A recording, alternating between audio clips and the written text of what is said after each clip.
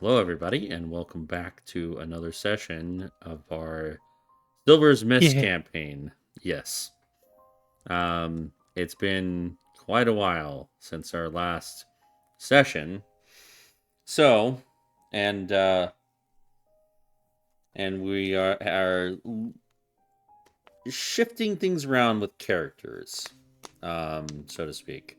Um, what happened last session, or at least at the very tail end, um, Vierna's sister asked for Vienna and her friends to help out with the crown and the trade along uh, the river in Emberhaven.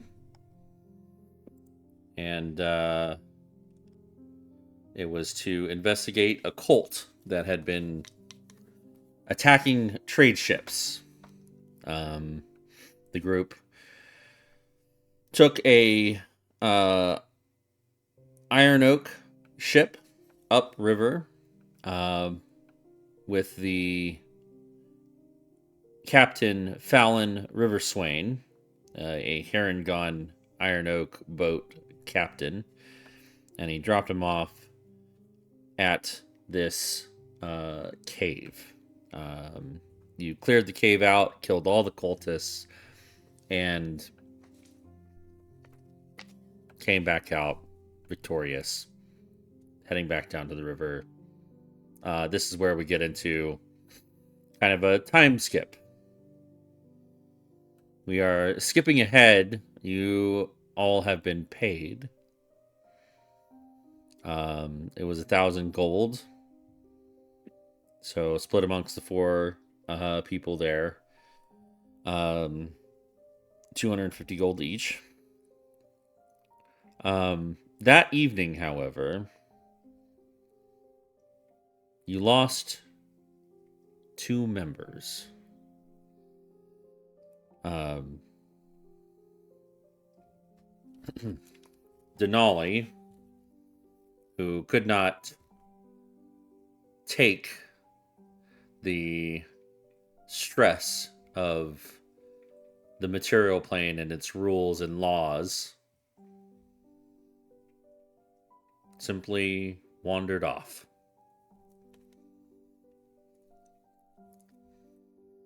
Jax, however, was distant and quiet that night. He seemed distracted by an entity that you, Jamie, and you, Vierna, could not see. And he went up to bed without a word. In the morning, you found a note from Jax saying that he had to help his best friend and that one day he'll return to Silver's Mist, but he had to go. It had to be done. And so you lost another member. Down to two. Just you, Jamie, and you, Vierna, are left. But you still have a mission. And today is a free day until you're supposed to go back to the Viserion Academy. So, I have to ask the two remaining members, what did you do for the day that you had for yourselves? I assume you're staying at the Bear and Boar, I mean, as given that, yes. lodging is free. Yeah.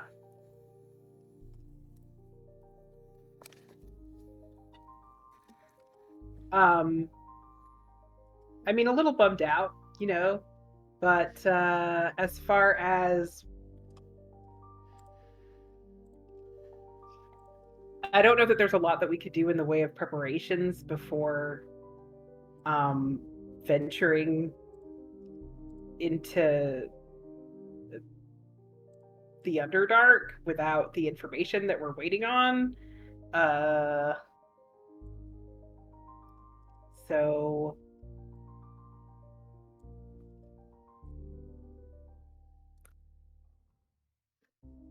And you guys can take a long rest, by the way. oh well, that's good. I was pretty hurt. Yeah, I'm seeing 8 HP right now.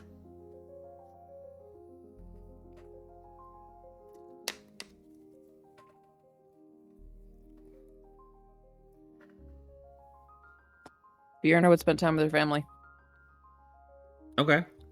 while she was still in the area. You know, she's not going to get all of that access soon. Okay. Do you ask your family for anything in preparation for what you're hired to do, which is I mean, if her mother has something specific to give her, great. If she doesn't, I understand. Like, she hasn't lived in the Underdark in 20 plus years. Mm-hmm. It does make a lot of sense. I mean, we are down to 2, so I think. I mean, Jamie would want to spend some time with his own family too, but I think he and Priya would probably. Bjorna. Not Priya. Sorry, Vierna. Your name on the Discord confused me. Sorry. I know who you are. I swear. I mean, I think that they would probably like set up a rendezvous time, since you know their respective places are not immediately next door to each other. But just like any kind of planning that they could do about the fact that they're down to 2. I mean, at least neither of them are huge and can be fairly sneaky. Yeah. Mm-hmm. If you're asking if I buy anything specific or ask for anything specific, the answer is no. All right. If you're pressing your mother for any additional information, I'll need a persuasion check. Okay. Do I have advantage because I'm her little girl? For this, Her no. baby. Fuck. Didn't need it. 16. 16.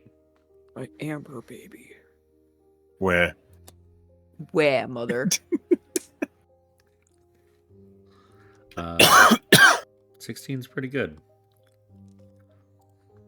Are you linked? You are not linked to the Foundry, so. Huh? Oh, yeah, sorry, it is a 16. I forgot to connect the dots. All good.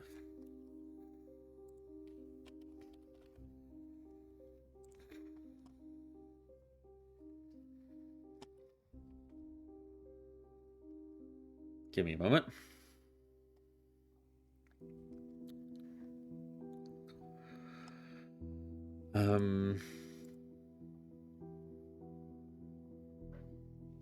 Okay.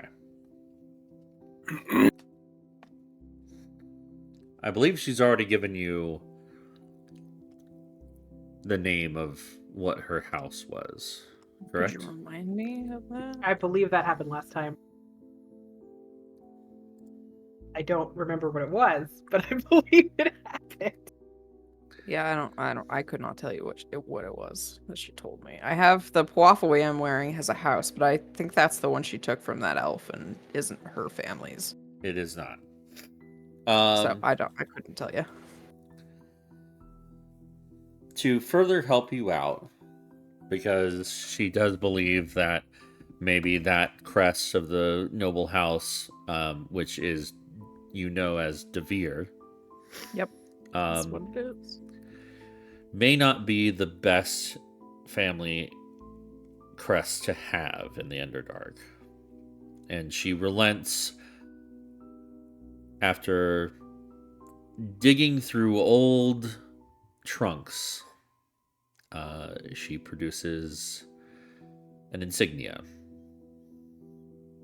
the insignia of the house Helvierden. How do you spell that? I will.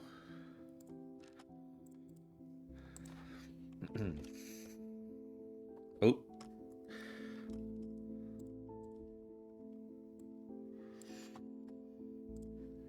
Put it in the foundry.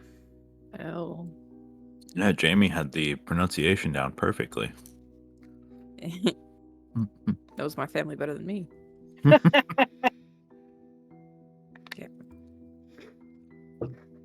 Jamie's mom is massive on my screen. Okay. Whew. Rude. It was scary. Like, she was taking up like the entire tavern. It was terrifying. Uh-oh. Sorry, I didn't mean to talk about your mama, Jamie. She would also Mama. Ooh. she would also give you a way to be effective at range. A gun. Because she knows you like your fists rather than any other. She will give you a rather dark wood and wicked looking hand crossbow. It is a hand crossbow +1. Echo wanting to know that I said thanks for the gun, but I was muted, so he didn't hear me joining in Okay. on the nonsense. Hand crossbow +1. Mm-hmm. Okay. Thanks, Mom. Is this yours? Yes. Just With it. be careful. With it? You're fire crossbow, Mom. In general, Oh, right. you're going to a very wicked place, and I know you're doing it for a job, and it is your business, but I am worried. Ow, we'll be fine. Probably.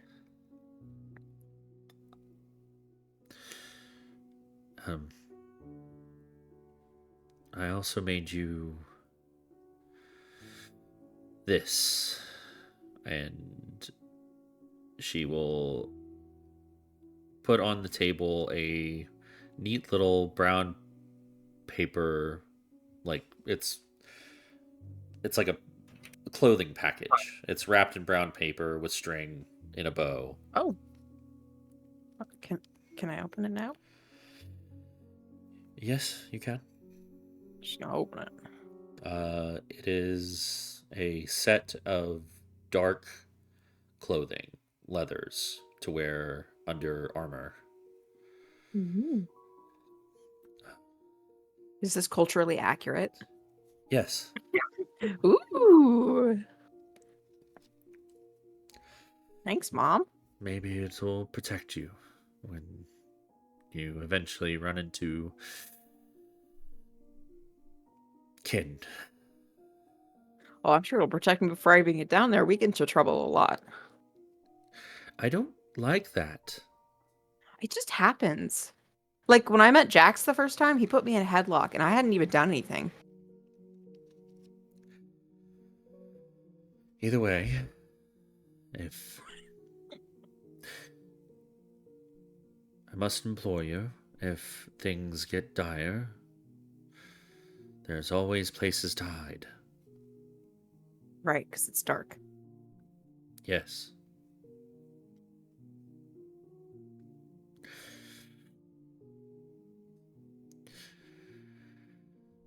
Okay.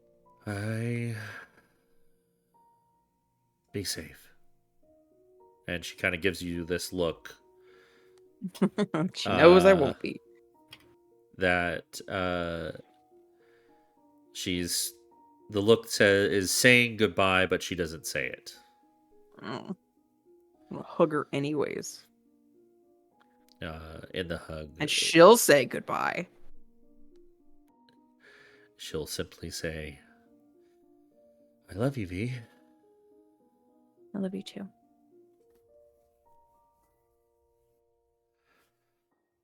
And that's it. Do you spend the night and reconvene course I at the would. Bear and Boar in the morning? Sure. I have to bother my siblings. Okay. You have a family game night, basically. Play D&D. Yeah, Yeah. you play a one shot. Because Jamie was hanging around the Baron Boar, he ended up basically doing a shift. Not necessarily that he was planning on it, but just like hanging around, and then he ended up in the kitchen, and then he was in the kitchen, and then a meal started getting prepped, and he ended up helping, and then before he knew it, he was in the middle of dinner service. Oh, buddy. To which your family is very grateful for your help around, and dinner shift goes very smoothly. And when they ultimately see that you have put in a lot of work, they end up closing the Baron Boar early to spend time with you, and you have your own family time with everybody. And yes, even Aiden is there. Poor Aiden.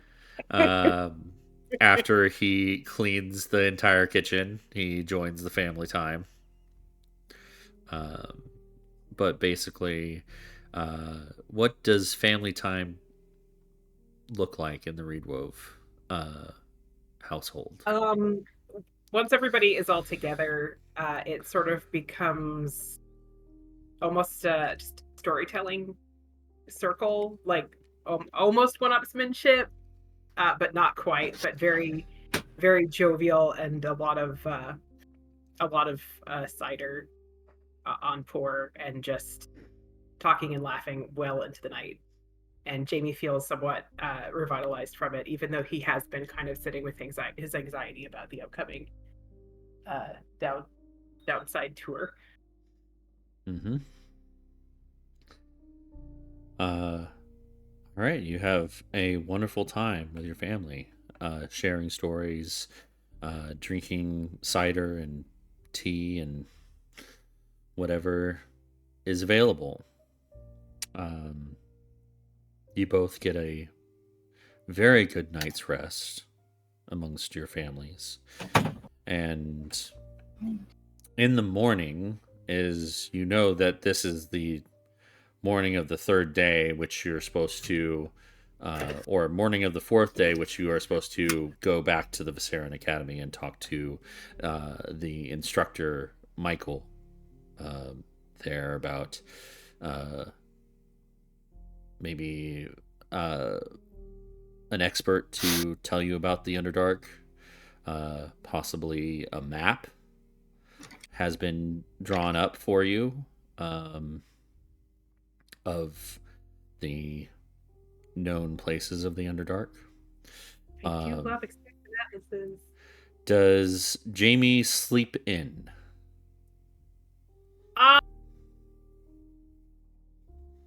And does Vierna sleep in?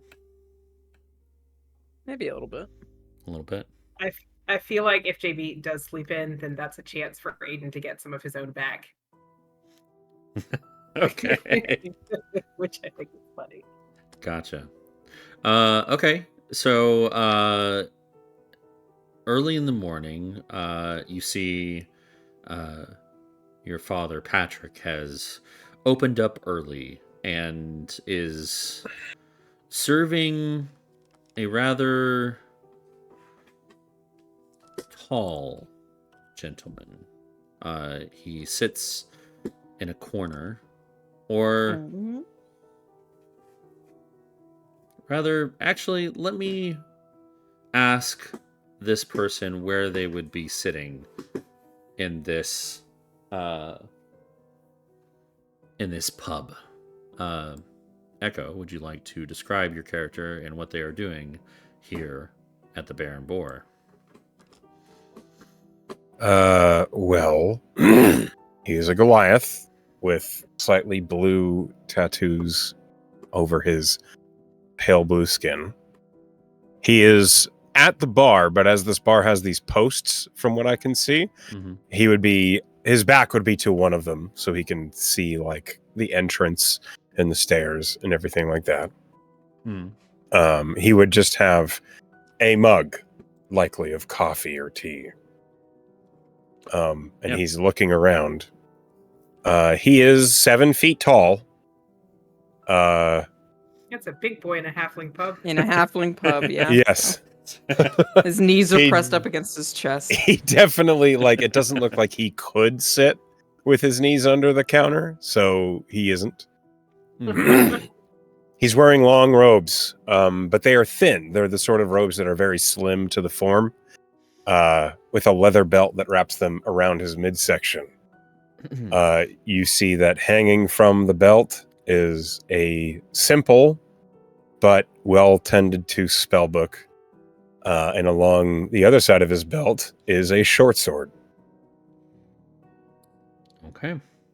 And you are given a refill of coffee from Patrick, the halfling gentleman behind the bar, and he asks you, "Are you sure I can't get you anything else? Maybe some breakfast?" This will be enough. Thank you. Very well. Enjoy. He's hot. Jamie like Okay, Ben. wanders. Jamie like wanders into the common room, stretching like.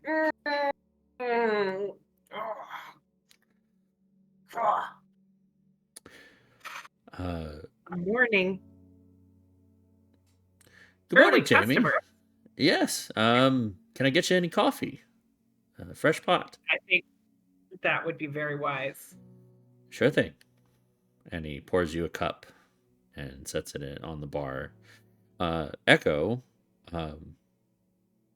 you recognize, or this Jamie fits the description Yeah. of the people you are trying to find. Okay. I draw a pistol. No. I knew it. I make a note of that and wait, because I know there's more than just him.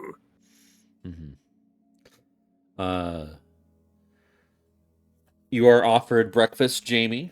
The traditional English breakfast of It's English. Tomatoes and sausages. tomatoes, sausages, eggs, Beans, weirdly. beans on toast. Blood toast, fried tomatoes. Jamie will definitely get a big old platter of breakfast. Yeah. He eats like a halfling that is. Sorry, this analogy isn't. Good thing this is only first breakfast. He eats it. About 3/4 of the way into your breakfast, I'll say that Vierna walks in through the door. Do I clock the Goliath? Oh, He's yeah, hard to it's- miss. Vierna will scuttle over to Jamie and whisper in his ear, "That's a big lad." Yeah.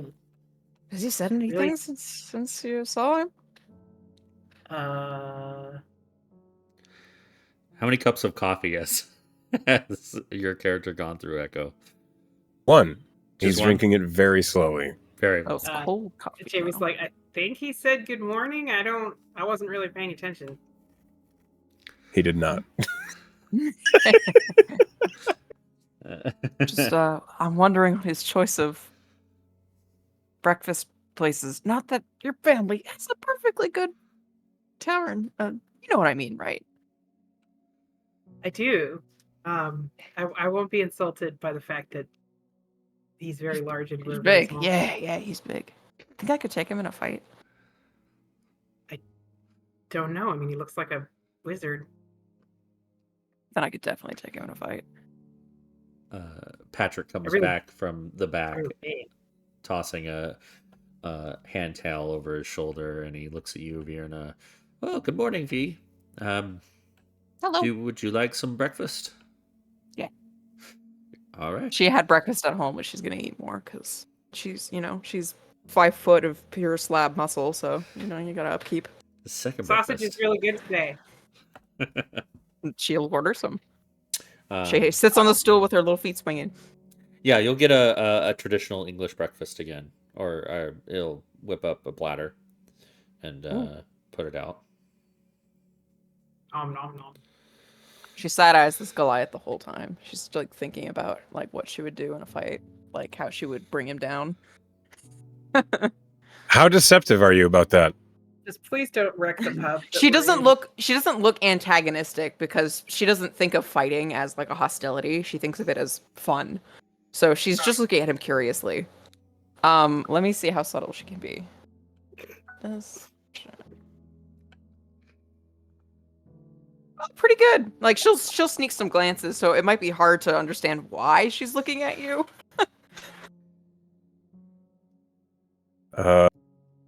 But there's no like, get this tall guy out of my little people. That's not what's happening. Okay. This Goliath just kind of looks at you over his mug as he takes another sip, and he just kind of quirks an eyebrow. Ooh, she'll wave.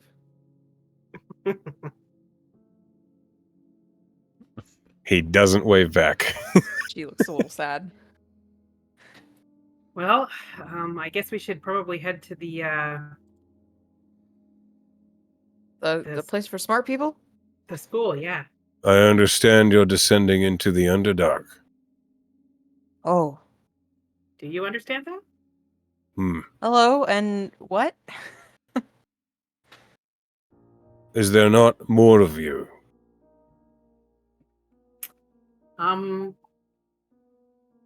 Just I'm sorry, who are you? Cascade. Hi. Are you a waterfall? He doesn't respond. Yeah, I guess that's fair. I wouldn't respond to that either. Who have you been talking to that you would know such business? I happen to have seen a notice, a bounty at the Viserion Academy. For us? It's an ambitious endeavor. Dangerous, certainly, but more importantly, rare. Unique, even. I've studied what lies beneath. The pressure of stone upon stone, the way air struggles to carry sound after a certain depth. The silence becomes thick, palpable, alive, even. There is something down there that changes the very behavior of vibration. Thunder magic, as I practice it, is still rudimentary. It tears, but it does not shape. It deafens, but it does not yet speak. But I believe the Underdark, the bones of the world, may hold a purer resonance than anything we've found on the surface. And what I require is access. You can offer that, and in return, I can offer arcane expertise, applied scientific method, and a capacity for dealing with unexpected variables. That's The fascinating. longer Cascade has talked, like, Fiona, like, propped her chin in her hands, and then she just kind of keeps leaning forward more and more. She just says, wow, you have a way with words. Oh my god. I don't ask your trust, only your You have it. permission. Oh, then I suppose this conversation need be no longer. I'm happy to walk beside you, if you'll have me. Is he coming with Sure. us, Jamie? I mean, you seem very into the idea, and He looks like he knows what he's doing. it certainly sounds like an interesting exploration into the natural magical sciences. Yeah, sure, that too. Hi, I'm Jamie. It's nice to meet you, Cascade. We did formerly have more people with us, so it will be good to join forces, safety in numbers, as it were. He nods and he says,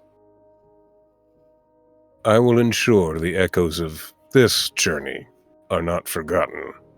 Or, if we fail, they'll be loud enough that someone above will hear them. Fascinating. How did you know to look for us specifically? You've made yourselves known by the Viserion Academy. Right. While I which am is- not currently a student, I was.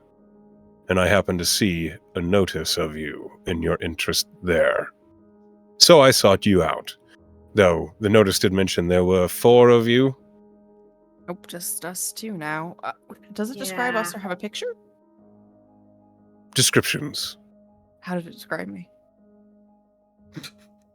Cascade gives you a very matter-of-fact description of you. Oh.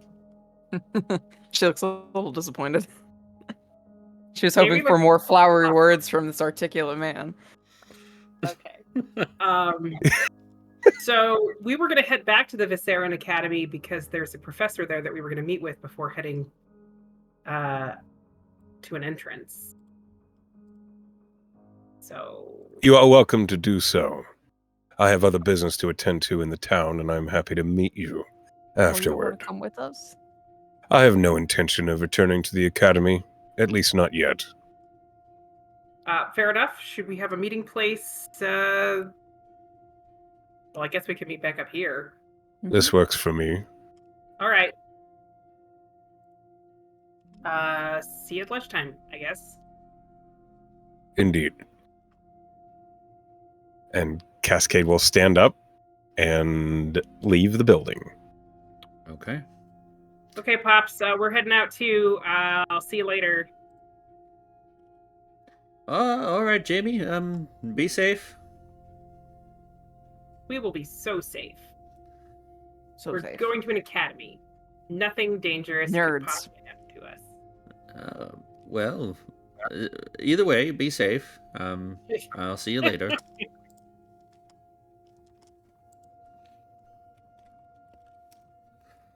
Well, shall Okay. Mhm. All right. You leave the Bear and Boar, and it is just a short walk to the gate, and outside the gate, and about a mile outside to the north to the Viserion Academy. And right at 10 o'clock on the dot, you arrive, and the instructor, Michael, is standing at the gates of the Viserion Academy. And he's got a blue-skinned tiefling standing behind him to his left. And this blue-skinned tiefling looks a little lanky, a little well, I'll just show you the picture of him.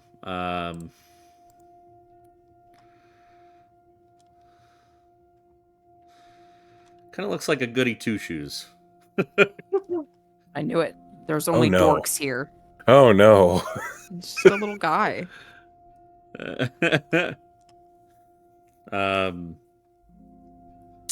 So, let me move you guys out here.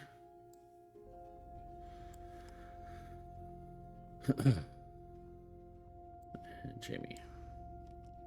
As you approach the gates, you see the instructor, Michael Borst, as you know him. Borscht. Borst. Michael Soup. Love He good borscht. waits for you to fully approach within like 10 feet of him before giving you a greeting of good morning. Good morning. Hi. Where is the rest of your party? We're all here, Chief. Uh, We had met a Is- guy in the tavern this morning who said he used to be a student here and he wants to join up, though. So there's 3. all right. Did you catch a name? Cascade. Cascade. She says, lowering her voice. I see. All right. Well, so, can I ask, is the departure of 2? That was Selkie. I didn't even hear that. It's in the No, general it was, chat. uh, In general there's chat, a it's cat just sort of typed on the nonsense keyboard. letters from her walking on a keyboard. That was trying to pull herself. Oh, okay. Can I ask, is the nature of your 2 party members a bad thing or a good thing or What do you mean? neutral? Do I need to offer my condolences? Oh no, No, they, don't worry. Other they went stuff. their own way. That's all. I see. All right then. So the Viserion Academy has an interest in your endeavor into the Underdark to investigate the happenings of the Drow Society down below. Mm-hmm. From what we have gathered,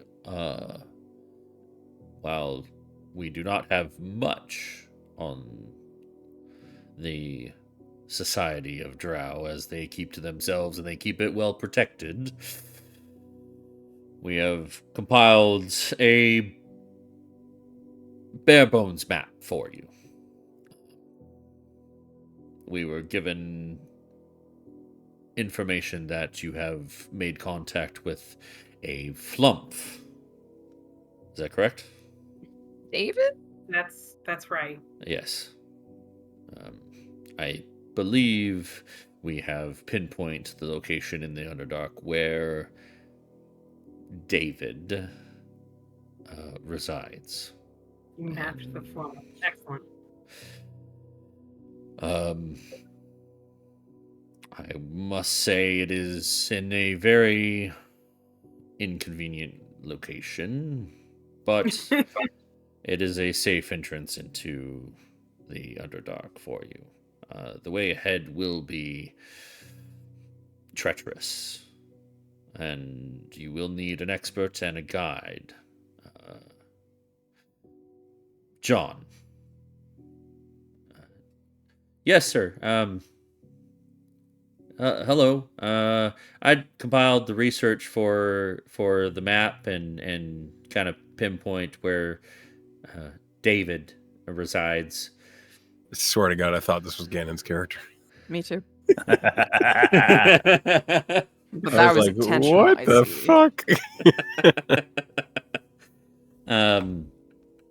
And I was kind of hoping that you would allow me to go with you, but since you've already found a wizard, I don't think you may not need a second one. And he kind of asks a little bit, hopefully. I don't know. I kind of assumed you would have a different voice when you introduced yourself, so I'm not really sure what we're supposed to do here. He looks kind of like that just hit him square in the heart, and he just looks down. All right. It's not really anything against you. I just want to make sure we're getting the appropriate people on this team. Well, enjoy your map anyway. I'm gonna go back to class, instructor. Bye bye. He just turns around and leaves.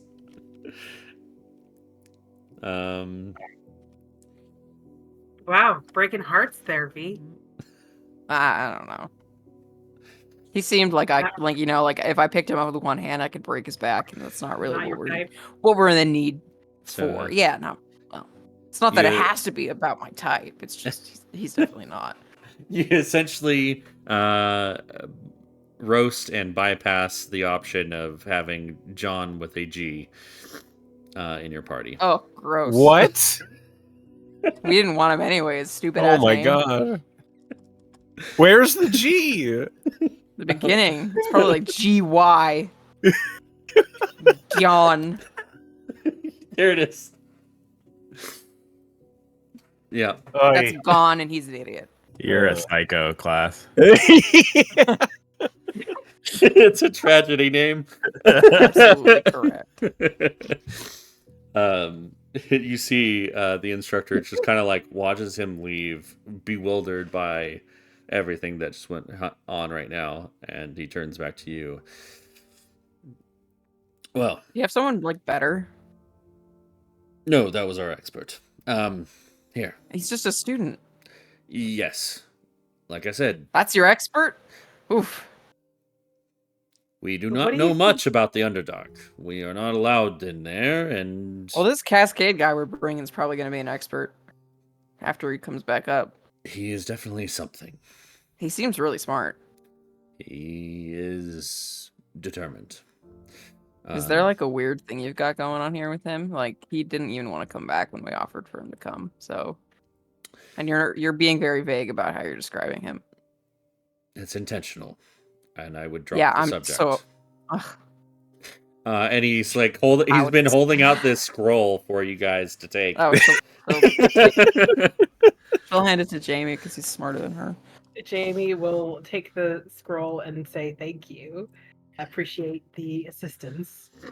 Of course. And I know I brought you here to Emberhaven, and with well, I have no intentions of going back to Silver's Mist. However, I have prepared a one-use item for you to get you back instantly. Here. Are you sure you don't have like another guy or girl back there, like for us to join up with, like to get us like a team of 4? I'm just confused. He's not a procurer. I just feel like this is an inappropriate place to get a 4th. But all right, if it's not, we'll keep going. I do have a specialist that Okay. sometimes well, we've been employing him for about 5 years now, and he is an expert in tracking and navigation. And he has been to the Underdark before, maybe not as far as we'd like, but he will be of use. Probably more so than John. Okay. But All here is the item. If you just simply say the word of the town you're going back to, I won't say it now because it will activate it.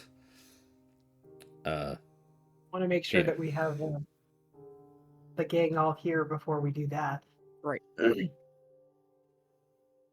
Where's the specialist of yours? I will. Where are you staying in Emberhaven? The Bee and Barb or Boar and Beer? There- Sorry. Jamie? Do you correct me now? yes, he just says the Baron Boar. Okay. I was close. He says, all right, I will send word for our specialist to go meet you at the Baron Boar. As soon as possible. He is a former mercenary, and he is very seasoned. What does he taste like? I wouldn't know. It was a seasoned joke. Okay?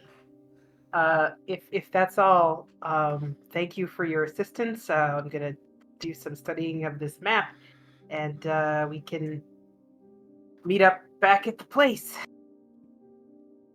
Right. Good luck. Ooh.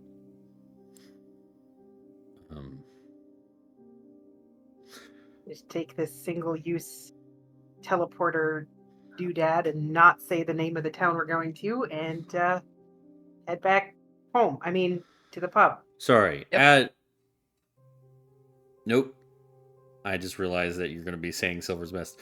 Add please to the end, and it will teleport you away. Okay. Right. Bye. Goodbye. And he walks back in. You look at the map. Yep. Jamie gives it a good eyeballing. There you go. Eyeballs so good. Does he eyeball it as good as Vierna eyeballed Cascade? No one could possibly. I don't know how I would roll an eyeballing for this, so I don't know.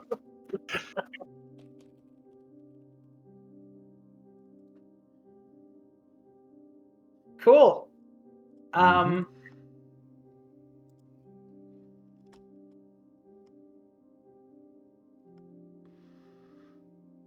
So if someone's a former mercenary, does that mean that they don't want to get paid anymore? How does that work? I hope you're not asking me because I'm about to run to the bear and boar bathroom. Oh, okay. In a minute. I'll be right back. Speculate on your own. If I'm not careful, I'll end up talking to myself. All right, Jamie walks back to the pub. Okay.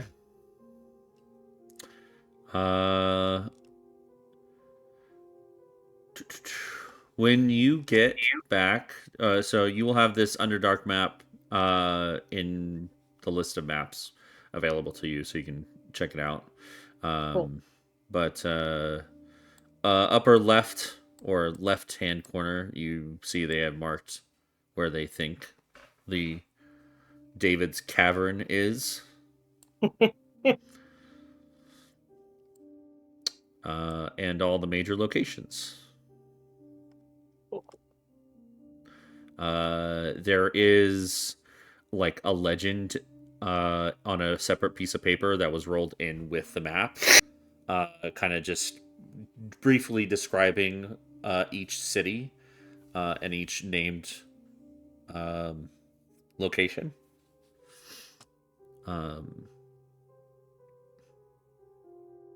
And yeah, whenever you want to ask any questions about one of them, just let me know. I can tell you what the sheet of paper says. But for now, as you get back to the bear and boar, another newcomer is seated within. As you and Is it John with an F?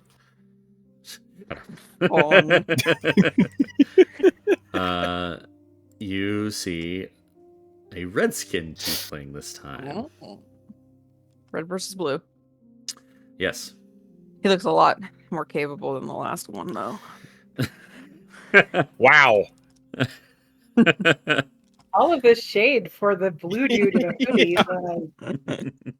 What did John ever do to deserve this? I would have been fine with What John did if Gon it, ever do to if you? it hadn't been glass. Vierna will elbow Jamie and just say, "You think that's him, or is that just another weirdly tall guy in your tavern today?" Hey, Gannon, would you please describe your character? We get customers here. So I think he has a beer with him already, a big mug. He's wearing kind of like there's a lot of amber guard around here, right? In the city. It's kind of like what the Amber Guard wears, but it's a little different. So you know how like some security guards kind of look like cops, but you know they're not cops. It's kind of like that. They're a little bit more worn, and they're like a dark red. There's a lot of dark red leather involved with it. And yeah, he's just chilling there at the table, drinking the mug, and he sees when you guys come in. Are we the only people in here? I would say there's a few quiet patrons here for lunch.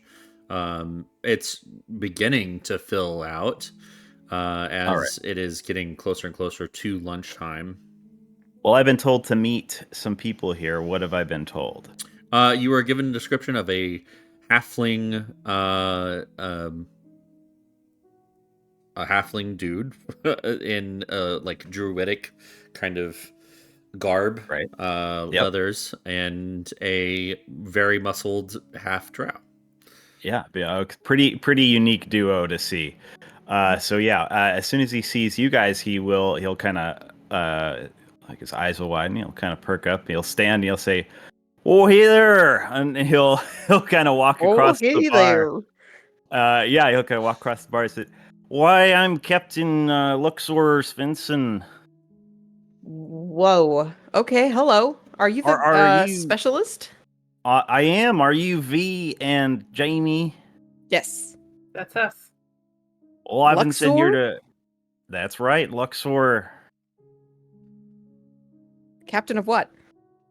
Oh, well, it's more of an affectionate name the boys gave me back up northwest of here, but Oh, the captain. yeah, yeah, the boss gave me that name. Nice to meet you. Nice to meet you too. And I hear you're heading to the Underdark. We That's will be. right. We're just waiting for one more, and then we've got this doodad here to teleport us close to our starting point. Oh, fancy stuff there. You got a map. I do. Yes. I was told you have a map. Can I look at them? I'm great with maps. Yes, I heard my name. I think. Did I hear? Yeah, Did I hear class? I heard map. He will spread the map out over the table and just kind of like start examining it. So you've been to the Underdark before? Oh yeah, a little bit. Back in the day, we used to run all over Silver's Mist. Fighting back the monsters and whatnot. We had a few trips down there in the Underdark. I didn't go as far as most, but I knew some of the old boys went way down. And yeah, I know a few things. Yeah. Okay, well that's more than us. Right. Yeah, I'll take you as far as you want to go. I will say, crossing the pub as he went up to you, you notice he does have a bit of a limp. One of his legs does not seem to be working as well as it used to, and he is. If you know much about tieflings, they don't age quite the same as everybody else, but he does look like he has a few years on him, so he's an older Got some guy. mileage. Yeah, but his hair is still black and looks good. Mirna will have enough tact not to comment whether he's But, limping or not. Yeah. If this was John, though, I would have ripped him apart. I'm so glad I made that guy. You see, you got one more coming. Yeah, we Yes, met him this morning. He's gonna meet us here at lunchtime, which is coming up on us now. And wizard. What's your speciality? Oh, I'm a cleric. Yeah, I got. Are you? Magic. I am. Yes. Is there a symbol on him? I did not expect you to say cleric. Sorry. Class. I'm sorry that I am not as committed to memorizing the god names. What is the god again? Aelor, the god Aelor. That's right. The guiding god of journeys and whatnot. right. that's- Safe that passage. suits Yeah. Safe passage and journeys and whatnot. Yes, Aelor. Oh. I don't know what I was expecting. I just didn't. That's a good god for this, though. I think. Yes, what I've been doing for the past 20 years or so, just leading people around.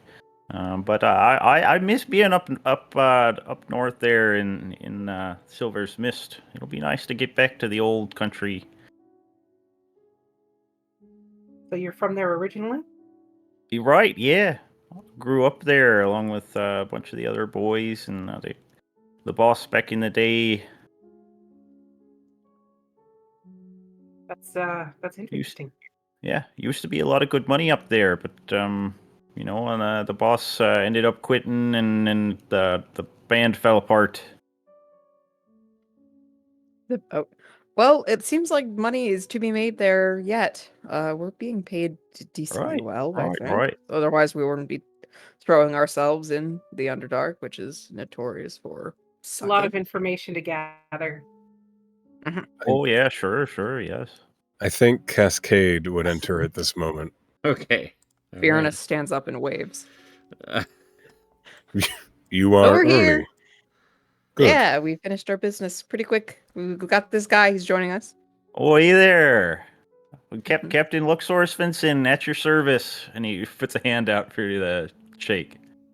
He glances down at it and he does shake it and he says, "We hadn't met. That is now resolved." Right? Well, I hear your name is Cascade. Indeed. Right. You're a big fella.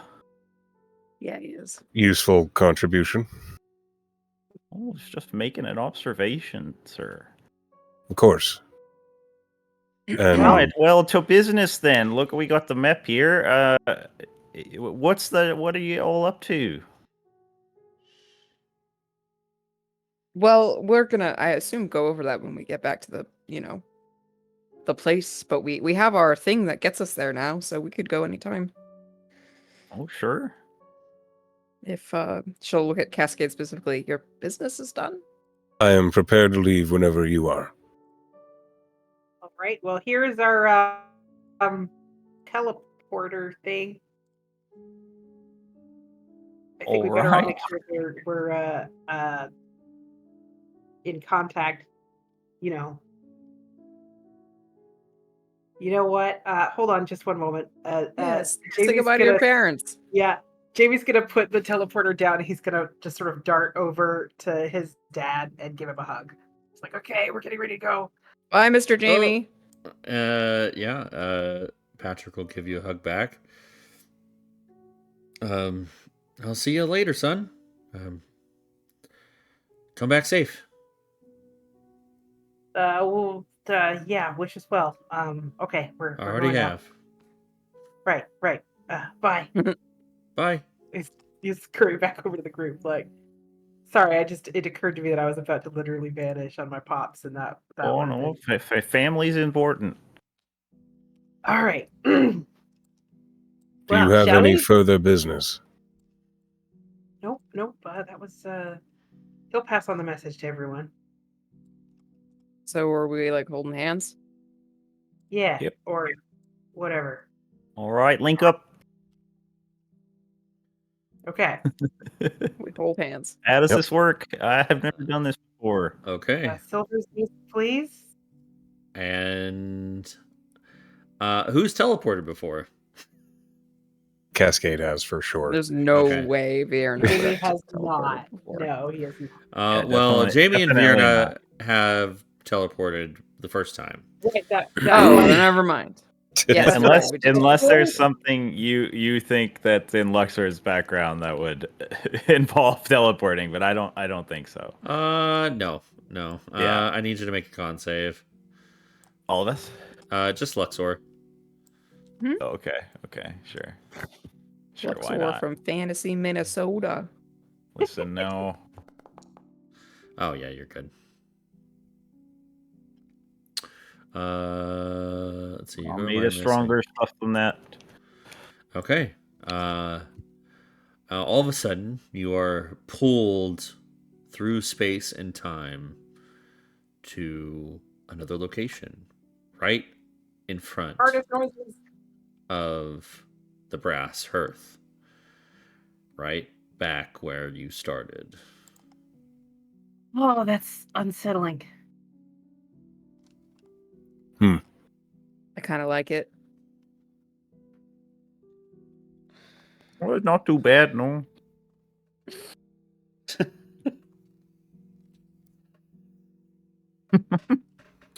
So, well, you have arrived back at the brass hearth at midday. Um, what is your plan? Who are we talking to about this job? The premier. The Burgermeister? The premier of Silver's The Mist. Burger King.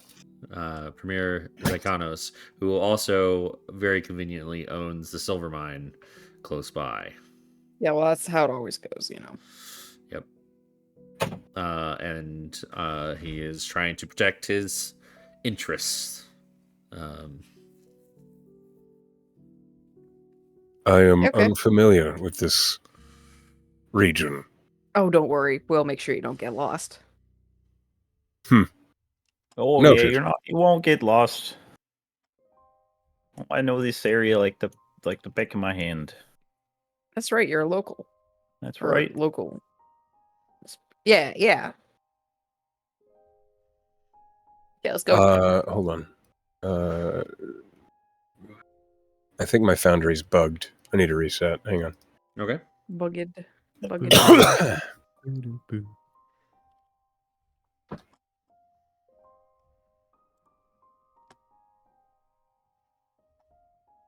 There we go. I'm good. Okay. Proceed.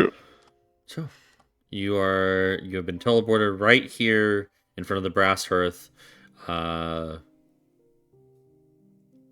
you head inside? Would you head Ian, I straight think- for David's cavern? I don't think there's much we need to do in town since we were preparing to go for the last couple of days. So I think we should probably just mosey to David's cave. David's curve. Yeah, unless she'll look at the two new members. You need to get anything before we go, like Oh, I'm here for you. rations or potions or Well, climbing gear. if we're not prepared, yeah. What should I roll a survival check to know what we need if we need? I have a anything before we climber's go? kit. Definitely gonna need some climbers kits. Probably some darker clothes. If your clothes are a little too bright. Oh, Vienna will put on her mom's clothes that she gave her, Okay. so she's looking the part. Do I look drow enough? Well, let's see. We'll pick up a climber's kit. Okay. I'll pick up an extra one.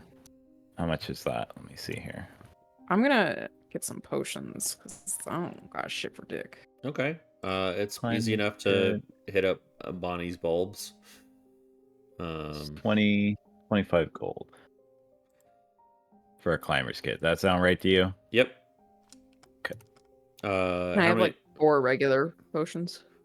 Yeah, sure. That'd be 200. 200. Yep. Cascade will also buy 2 regular potions and a climber's kit. Okay. So that is that 7. 125? 125. Yeah. Are we worrying about rations and things to eat on this journey? You probably will need to bring some rations. Yeah, Some. just in case. Like I can probably hunt for food, but I could punch something. To then death. we have to do that. So Jamie that can would be- summon another elk that I can beat up. I mean, I don't think we can actually do that with the fluffball critters because when you kill them, they vanish. They don't become a Yes. pile of meat. And it's just senseless elk murder. yeah, flump is no good for eating. No, I did not want to eat David. He seems very nice. If you come across like some wild auroch, that would be Or a good. mushrooms. There's plenty of mushrooms. Yes. Some of the mushrooms though are not. We'll They're want an to be doing they're an edible. acquired taste, and some of them are not. Well, if edible. it still feeds us.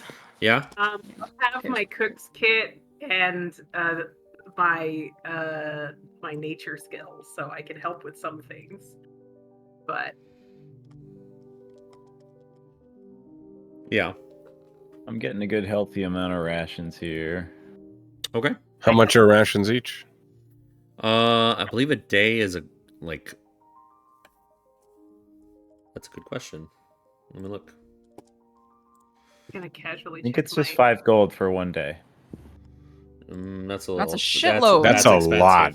I think it's like. That's- I think it's yeah. like a silver a day. Like Well, peasants you know, don't even it's- make a gold in a year. I think it's 5 gold for 10. 10 one day rations. Because I got it's quantity 10. 5 silver pieces for one. One day? Yeah. That's still expensive. Eating gourmet? It's 2 pounds of food. Feels like a lot. How long are we planning on being down there? If you buy in bulk, for rations, you don't know how long it'll take you Ugh. guys. I'll say you can find some good rations here for like 2 silver a day. Okay. Maybe like 2 weeks worth?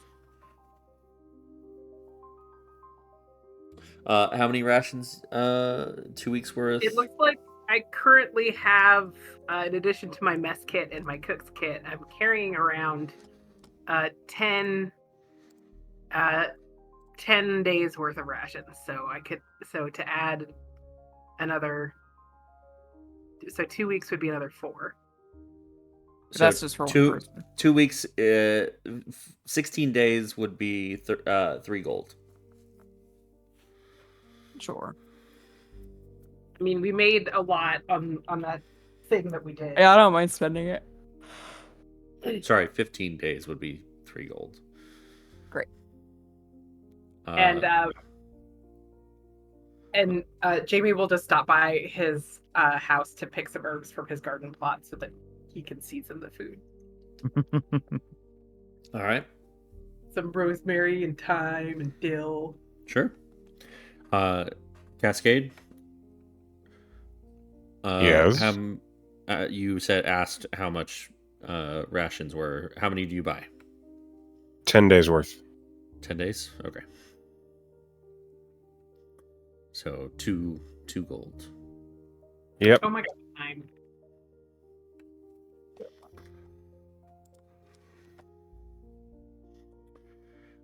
Okay. So, you run some errands. You buy some potions. You buy some rations, a climber's kit. And about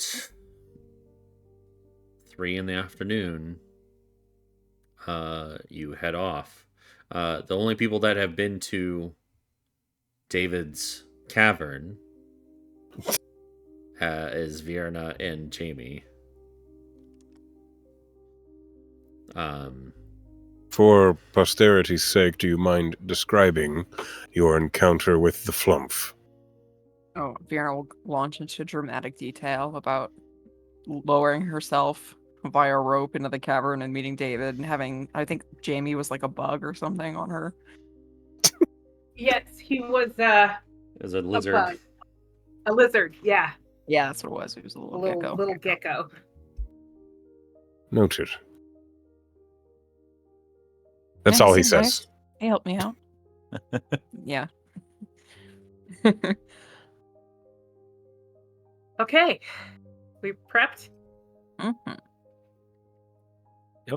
I think so. Okay.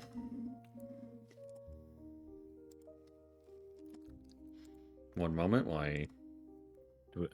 get some things here. So are we just walking out there? Well, yeah, if we took horses, we'd have to lead them up top. Unless you have climbing gear for a horse. Right. I could turn into a horse if you like. For all 3 of us? Oh, I'll be okay. I mean, you're not very big. The draft horse could probably handle it. It's okay. Maybe a buffalo. So who's leading the party? Is it to the cave? Where they met? I'll guide you through the wilderness, but you'll have to help me get to exactly the place you were before. I don't know exactly where that is. I think Jamie and Luxor in tandem can probably find it. Sure. Yep. Okay. You'll have to Sure. sort of guide me where you were before, and we'll find it together. I can certainly try. All right, you can roll separately, or one at advantage. I have a plus 11 to survival. Okay, then you can go ahead and roll with advantage. Jamie will help you because Okay. I have a +4 to survive. What the heck is going on with? Okay, it's not letting me. That's a con save. That's it from earlier. Oh, I'm just I trying. thought I saw a roll happen. I was like, what? No. What's happening? There we to go. you? For some reason, D&D Beyond wasn't taking my advantage input. So, with a 26. 26, travel is a piece of cake, and Jamie, you give him minimal directions, and Luxor is off and going in the right direction. You avoid a lot of things, a lot of needless encounters. along the way. After all this travel, where it's clear you've proven to be actually adept at this, Cascade just says, "Efficient. I appreciate that." Oh, thank you, sir. So what I do? I'm pretty efficient too. Yeah, I'm impressed. The need for It- validation right now.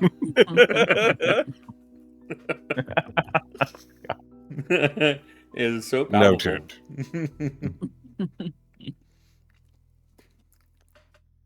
Anyway, And you make it back to that old cave where you fought those mimics. Ah, yes. This is the place. well, all right. One moment, right before we go. So, I think before we go down in this cave, Luxor has this cloak. It's a cloak.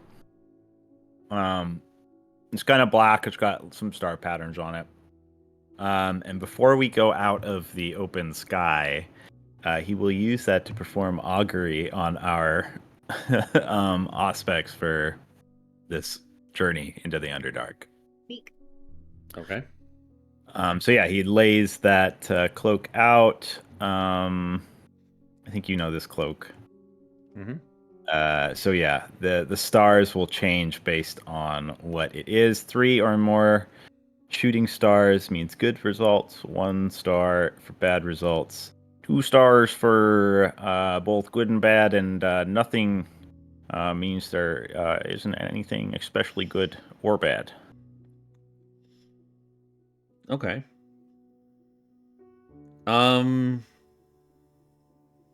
Just for our journey forward.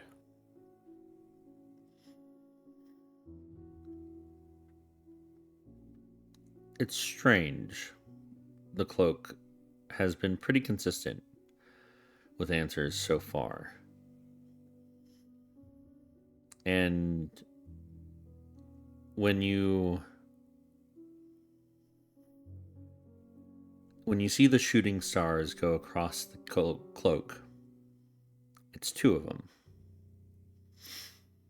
But as they fly across this starry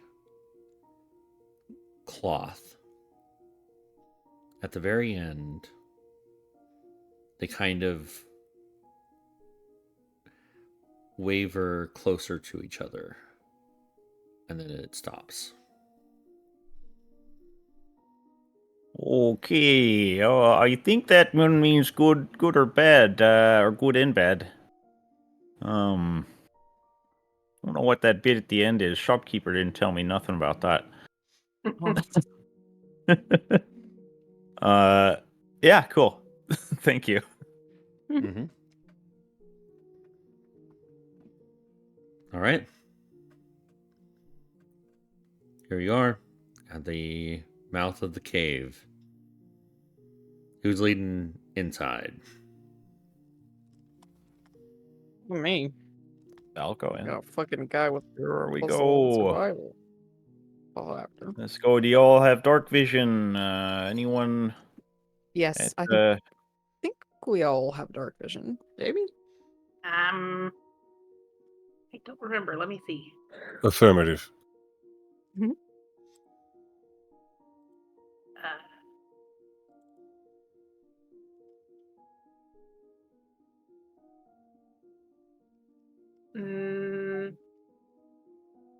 Doesn't look like I have dark vision. Ooh. Want to be a backpack? Sure. All right, she'll crouch down. Do you want me to be something smaller? Nah. In fact, Well, I'd be you- insulted if you were. You should be something. How long do those animal forms last? You said you could turn into a horse? Yeah. I don't know if a horse if would be a good idea very useful here. right now, but Oh, last no, not a Oh. horse. Horse can't see in the dark, but something else could maybe. I don't know how long you can stay in like that though. how long can I last over this level? 1 second. I've forgotten everything. 2 hours. Oh, it's not I too think long. you should save it. Yeah, Yeah. we'll lead you along. We'll if we need to be quiet. Or if you need to see, you can maybe turn into something that can see. Yeah. It's good I to can know do the that. capabilities. Yep. Okay. Okay. Yeah. So we will. Luxor will take the lead going into this cave. And we will approach slowly. How much do I know about the safety of like this passage? Probably nothing really. This particular one, you don't know. It was full of mimics, but we cleared them out. And then it's just a hole in the bottom, right over here. All right. Yeah, right there. There should be a hole. It's sure is a hole. Oh, no. It's a little deeper. This way. I realize this map is bigger than I thought it was. As you get There it about is. there, you begin to get the strong scent of decay. I light a Yes. torch, by the way. Okay. Is this the mimics rotting? Most likely, you can guess that. You. If you're lighting a torch, then Jamie doesn't really need to worry about anything. Yeah, with the torch, then. All right then. Let me give you a little bit Just of keep light. an ear out for anything untoward, and If you see treasure, don't touch it. It's a mimic. Let me see. Did I lose you guys? No, you're right in front of us. Yeah, you're good. I'm trying to Okay. give light. There we go.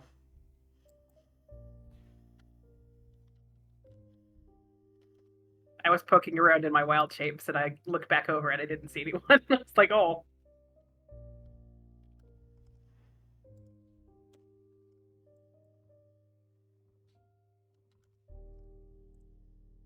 There you go. Light. Thank you. Yeah. Okay. Down there. There used to be water in there, and then when big ass mimic died, it broke a hole, and then all it fell out. So that's the entrance. Yeah. The newcomers, you see a rotted chest of a mimic just kind of decomposing. and it does not smell great.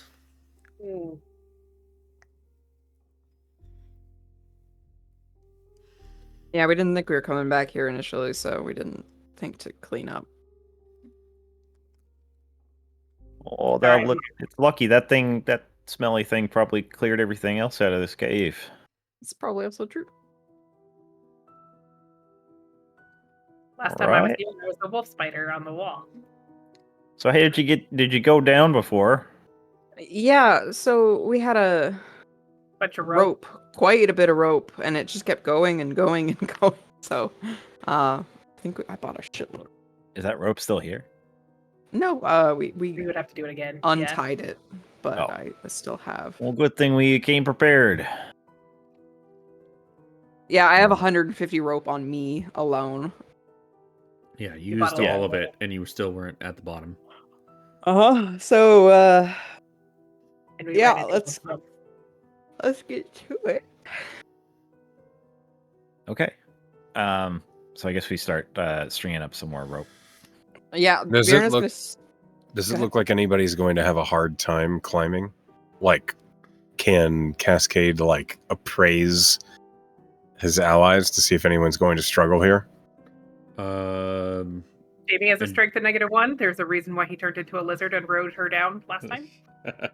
Yeah. Investigation. Luxor is strong, but has a bum leg. Mm-mm. Investigation. That is a 15. I rolled Okay. a 7. Wow. All right. Um, Yeah, you appraise everybody. Vienna is definitely the strongest of the group. Verna has abs you could cut glass on, like a shit brick house. Luxor has a bum leg, but does he look like it'll interfere with his climbing? I don't think so.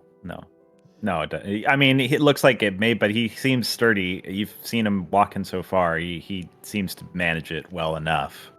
Okay. Yeah. Like you can tell he was probably more adept in his youth, but he's faded a little bit. Then Cascade will look at Jamie and he will say, "Your skills appear insufficient to climb such a length of rope. Do you require aid or do you have an answer?"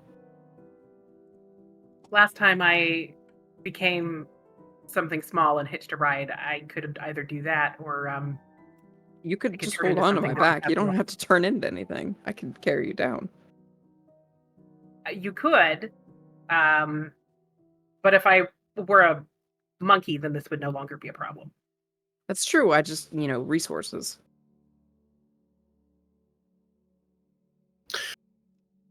It sounds to me as though you can handle the issue yourself. Thank you for the offer. Cascade casts Enhance ability on himself, Okay. which What's his build look like? Like for a big tall guy, does he look like he's got proportionate muscle or he's not weak. He does not look as cut as Vierna, but he moves lithely. He's 7 feet tall, and you would guess he's maybe 250 pounds. So he's proportionate. He definitely doesn't look like poor John with a G. wet noodle guy? But also, it's also clear that strength is not his focus. He moves more with agility. I'm really kind of tempted to turn into a baboon for this. You can do that. As Cascade casts it on himself, he just kind of quietly says, "Enhancement engaged. Observing outcome."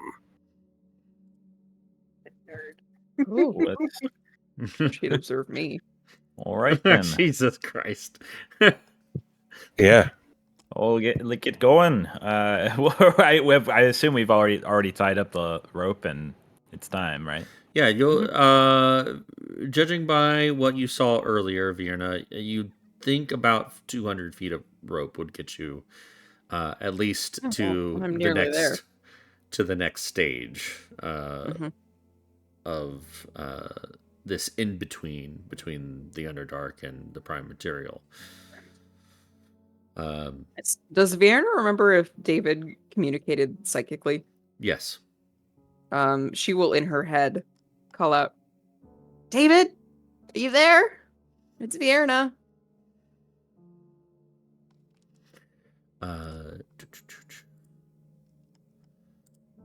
Give me a sec. Are you already climbing down? I mean, probably. Like they're getting set to go down. I think.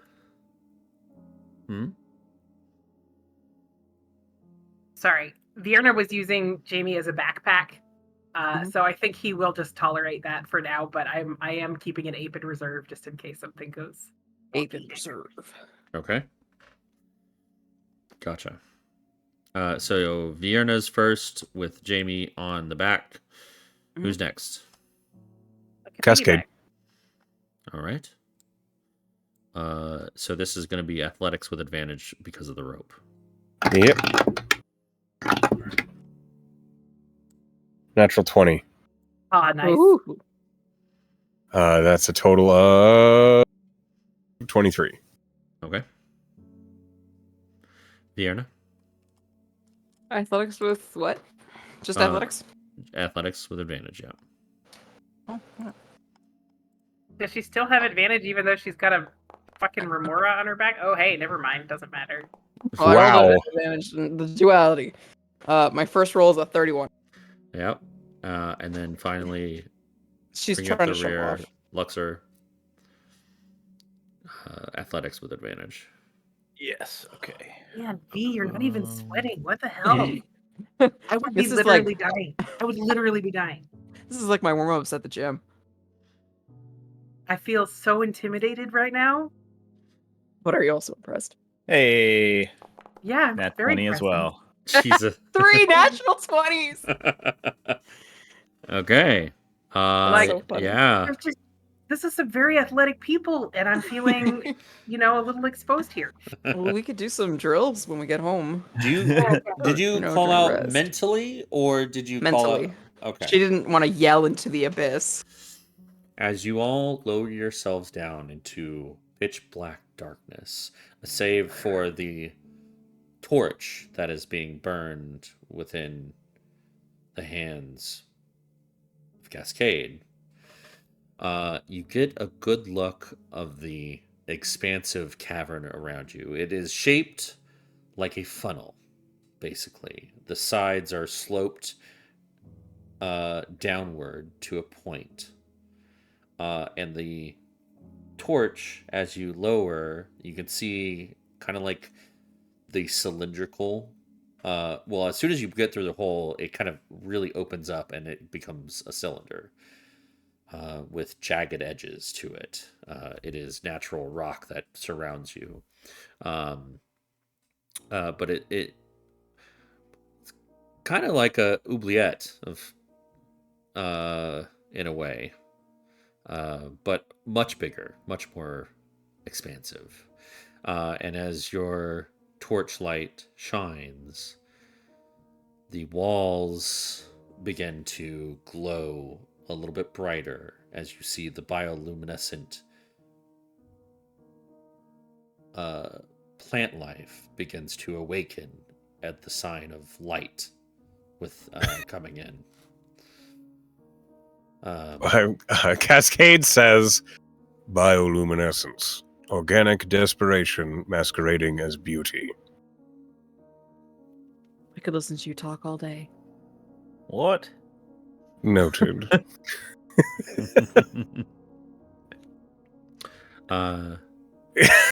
Your They are, Jesus They Christ, are Ben. beautiful, though. your Over here.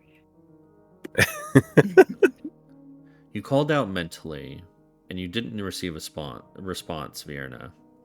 But as you get closer to the slopes as they come down to a point, the light finally reveals a secondary hole at the bottom of this cylindrical funnel oubliette thing that you're going down.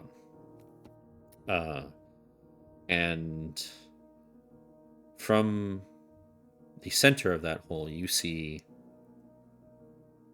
two glowing, floating figures coming up out of it, curiously.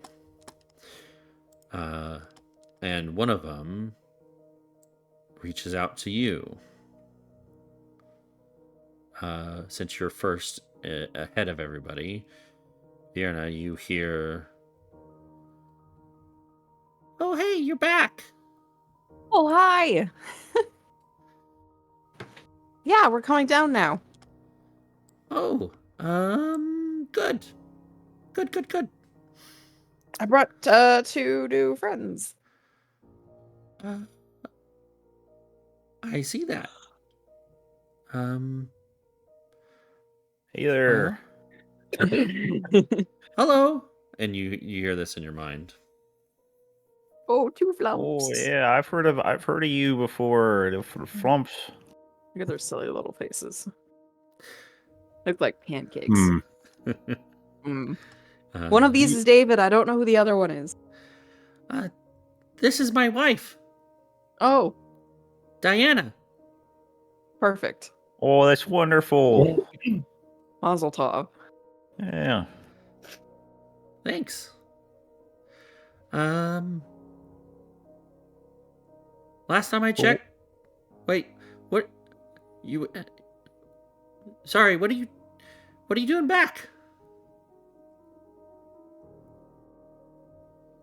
Researching. Just passing through. Exploring the Underdark. Okay. Be careful. Oh, sure thing. I believe we floated past some hook horrors down there. So, Okay. Well, which direction are those? down further into the tunnel. Okay, well, we'll have to look out for those. What are we looking at for? Sorry, I was grabbing an orange from my pack. A hook horror. A hook whore? I think those are just called hookers. Do I know what a hook horror is from my studies? Make a Arcana or History check, your choice. They're the same, so... how about a 25? Yeah, you've read about them. You know, they are huge or large, dangerous creatures that have hooks for appendages. They have a good reach to them. They feast on flesh and mushrooms. Mushrooms if they can't get flesh. And they are monstrosities. They're pretty common. Cascade would say, a hook horror stands about 9 feet tall, weighing 400 pounds. You can expect them to use sound instead of sight to find you. They consume fungus and flesh equally. They're common. We're going to see more of them. Oh. Okay. Should we avoid fighting them? In small numbers, we should be able to handle them just fine, and I would like to for my research purposes, but should we find more than 1 or 2, caution would be advised. Is it because they're sound-based that you're so interested in them? It's because they are a monstrosity I don't often get to inspect. Oh, But maybe yes. maybe we can catch one for you to take a look at. Yeah, do you want it alive? This would be appreciated. Living is not important. Okay. All right. Well, you hardly even need me here. You got all the information right yourself. I am studied, but practical experience is useful. Yeah, all those lots of learning there in the Viserion Academy. Hmm. Mm. All right. Well, should we get going then? Okay. Bye. I thought we were climbing the whole time. Yeah, you are. Well, I think. Are we still climbing down? Yeah. Okay. You get to the end Having of the this length of your. conversation while we're hanging from a rope. Yeah, you get to the end of the length of your rope, and you are kind of like on the side of this slope. It's not enough to where you're like in fear of sliding down deeper into the hole at the bottom, but it's like you're kind of leaning back a little bit into the slope. You'll need to reuse or bring down the rope that you're using or make a new one because you're going to have to climb down further. I have more rope if we require. I think we should leave this rope here so we have a way out if we need to. Oh yeah, it'd be a pretty hard climb going up there without the rope. Mm-hmm. If we got rope to spare, we could try. Yeah.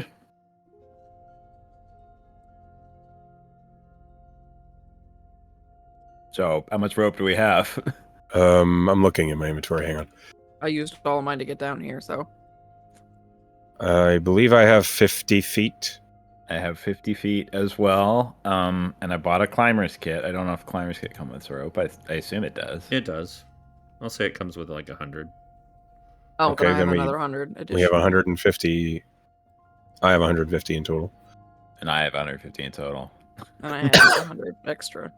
Okay. We have a lot of rope. Yeah, It's useful. it is. So Not like in BG3.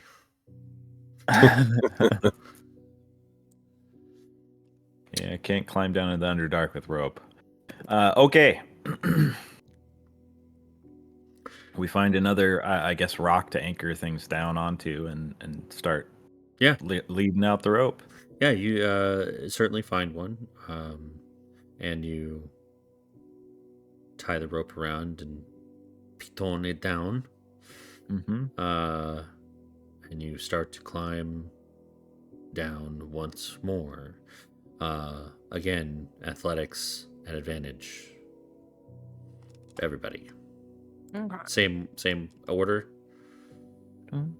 If Yeah. I'm still riding Vierna, so I will continue to just hold on. 2 10s, so 21. All right. 17. 17. Rolling. Dirty 20. Okay. You all climb down this rope. How many feet are you using of rope? How much do we need? Well, I mean, Can't if we really- get to the bottom, like the rope is going to get to the bottom and then, or not. So, Yeah. I mean, we can untie however much extra there is when we get Mhm. down there. Mm-hmm. So, how much Cascade are you? would offer all of it. Yeah, all of it. Okay, so So how many feet? 400. 400 feet. Okay. Yeah, you feel the excess rope hit the bottom when you lower it down. So you climb down or shimmy down this rope for another 300 feet. Oh. My arms are getting mighty tired. And Hashtag it's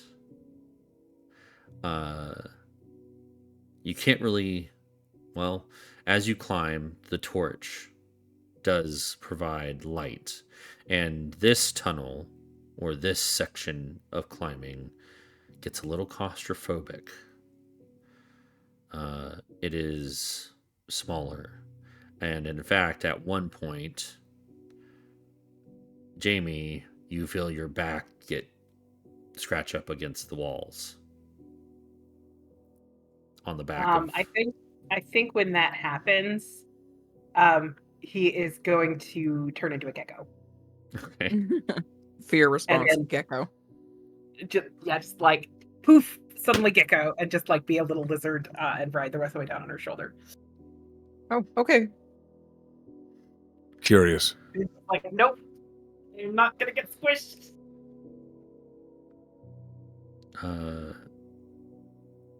Okay.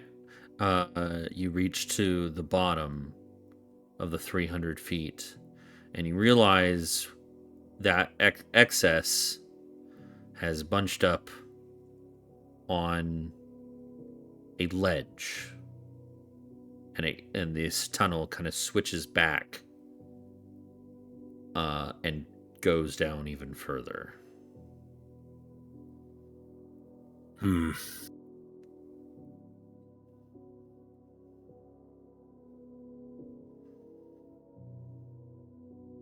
Okay. Can Like, just can we throw lead off the the rope ledge? down a little bit further? Yeah. How much more do we got? You can certainly try. You have 400. You have the extra 100 feet is kind of just bunched up on this ledge, and only one person can stand on it. So, Cascade will apply a python where this cliff basically ends, so that no matter what happens, we won't lose that rope or the person that's tethered to it. mhm. Okay. Fierna, Yo. the way I'm trying to describe this in words, how it looks, because I don't have a image of it. But it's basically narrow, and then there's a ledge that you can stand on, and then it goes it juts almost 90 degrees, like switching back, and then you see darkness as it plummets again. Okay. So what do I have to do here? Well, the gap is, you'll need to basically get on your hands and knees because Okay. the ceiling is low underneath this switchback. Sure. I do that. You do so, and you look down, and with your dark vision, at the very bottom of your dark vision, another 60 feet, it drops, and then you see a slope at the very bottom that kind of goes forward again instead of a switchback. So Okay, it's we'll call for it. okay. You take the little bit of excess rope. Of course. Okay. With the piton from Cascade, definitely anchors this section of the journey. But oh no, there's still excess. So you have enough rope to get down to the very bottom. Woo! With 40 feet to spare. Oh, just right. So, Cascade, you're 7 feet tall, so you're gonna have to be on your belly crawling to this. Mm-hmm. But it's just big enough for you to squeeze in, and same with Luxor. Yep. You make it to the bottom, and it is pretty dark. You see up ahead, Vierna, as you get to the bottom, more soft, glowing, bluish green coming from around the bend. Like mushrooms? Bioluminescent? It looks similar to the bioluminescent not fauna, flora that you saw up there. Okay. And then you start to hear heavy footsteps coming from that direction. Heavy footfalls. And the Like scraping, a bipedal something? a bipedal something, and the scraping of, well, a hard substance against rock.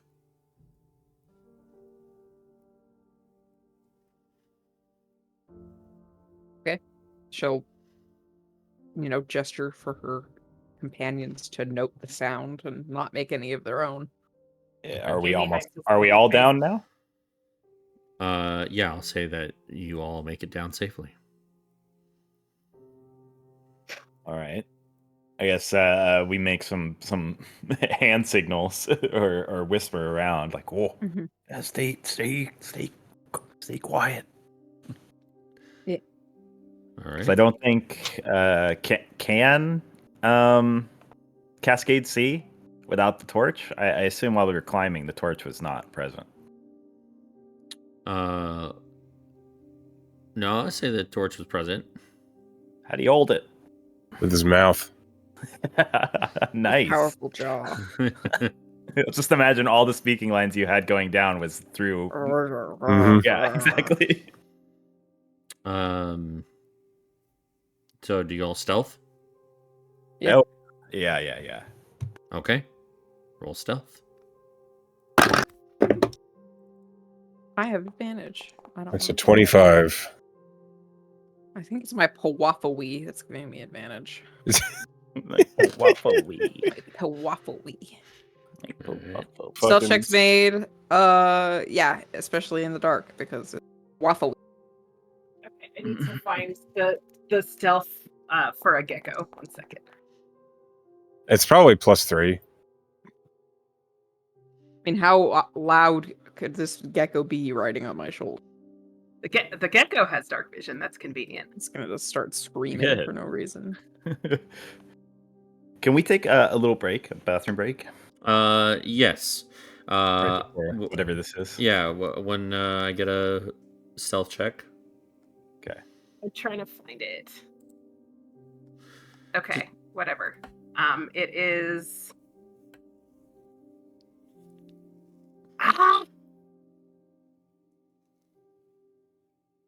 Okay, I can't find it, but I'm just gonna roll. Yeah, just roll a d20. I'm just gonna roll a d20. Whatever. It's a gecko. A weirdly conspicuous gecko. Okay. I am going to reveal this. Darkness. Darkness. You have the light. Let me set that.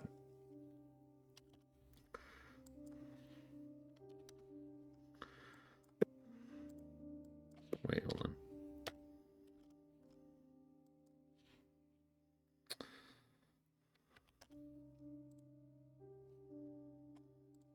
Okay. Okay. Yeah, you don't really see anything yet, but the sound is coming from this direction. And you hear the heavy footfalls begin to come in your direction as you hear a little squawk. And it starts to make its way towards you. And then that's where we'll take a break. Okay, cool. And we're back. So, you have just heard a squawk. Heavy footfalls coming in Didn't know there your were chickens down direction. here. It sounds bigger than a chicken. Really that's for big sure. chickens. Really big chicken. Vierna and Jamie, will you please describe how you failed your stealth check? Rude.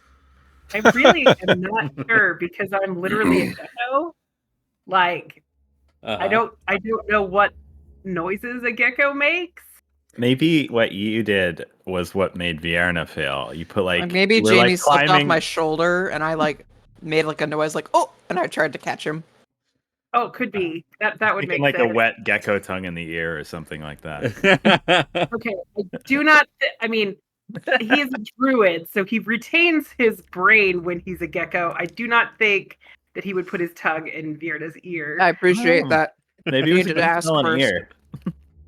ear. He is not into women. And so it would just be very anyway. I do Vierna's think not that, into geckos. that's fair. Jamie, I think the JB Gecko, like maybe he like scrabbles into him, and then there's like a little gecko noise, and then he Okay. freezes. Like, There's a tandem failure on both our parts. yeah, Yes. like oh shit. Okay. As that happens, Cascade will just kind of quietly mutter, "You've learned something, hopefully." Not yet. All right. What do? You have it's approaching. You haven't seen it yet in the darkness. Can I dive into these mushrooms and hide? Sure. Yeah. You kick up a bunch of mushrooms and a bunch of spores kind of fly. I need And you we to die make. from I need. poisonous I need mushrooms. you to make a Oh, con careful. save. Careful. Hooray! Some of them mushrooms are poisonous. 17. 17. What about the gecko? The gecko is okay. Oh my god. Built Yeah. for this. It takes everything in you to not sneeze immediately from the kicking up of so many mushroom spores, but the movement does hasten the footsteps as it comes into view around the corner. It should Oh, come I'm into view. actually over here. I'd too. like to prepare a spell. Yeah, go for it. I prepare a spell. You prepare a spell. Okay, Mhm. it is approaching. You Uh, probably still now see it. Okay, can I cast the spell? Hang on. Yes, you can. Okay.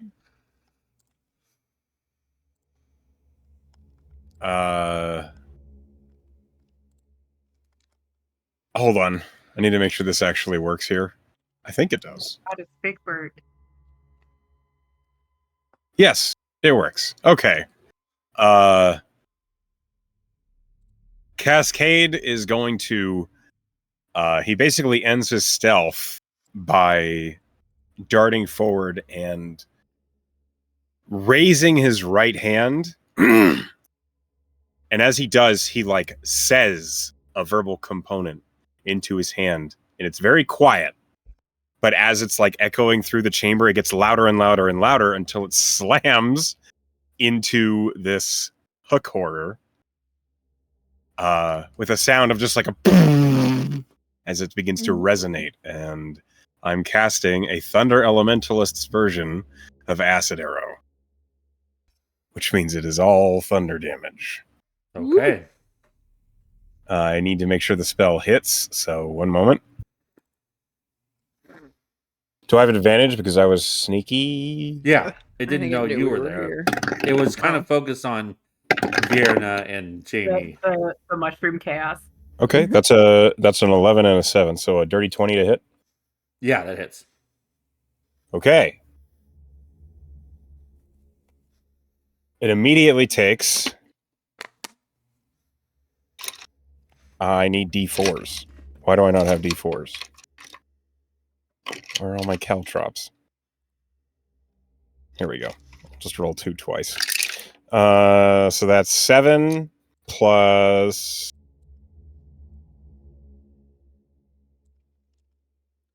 4 is 11 plus 2. 13 points of thunder damage immediately, Okay. and it will take more damage. Okay, it'll take 7 damage on the end of its next turn. But that's, for now, takes 13 thunder damage. Okay. With that, I need you guys to roll initiative. Okay. Okay.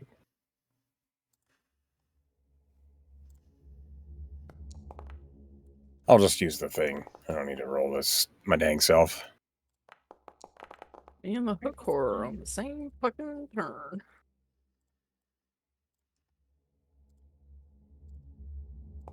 We're all slow as shit.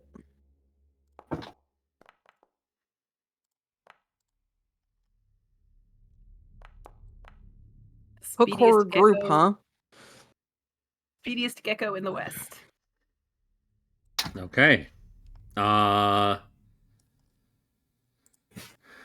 Jamie, hearing that thunderous start to the combat, you're up and you're a gecko. I am gonna use some movement to go here. And then I'm gonna let me check something real quick.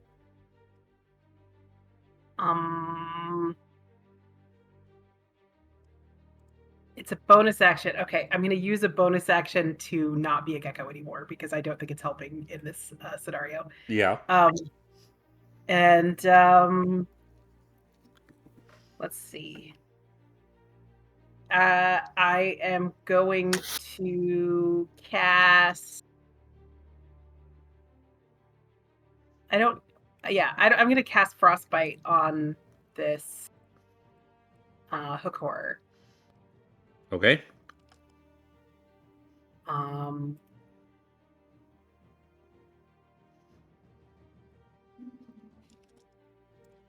So it's a con save, DC 15. It fails. Okay. It gonna take 10 points of cold damage. Okay. And it has disadvantage on the next attack roll it makes before the end of its next turn. And Jamie is just gonna huddle here behind this mushroom, having moved to this position and used his bonus action and his action. Okay. Luxor.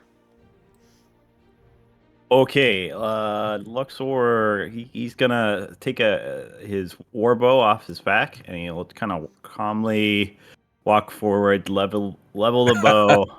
I know that one. And fire at the creature and miss completely. Oh, Damn. Yeah. Well, so Hey, a warbow. mhm. I like those. Dang it, I missed him.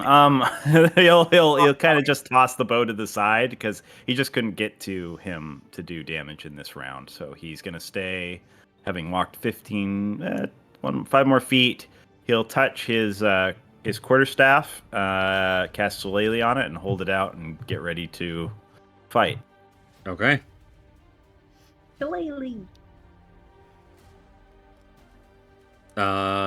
Cascade. oh. Okay. Hold on. How far? 60.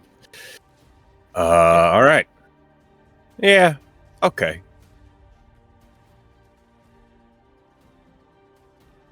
Cascade moves here.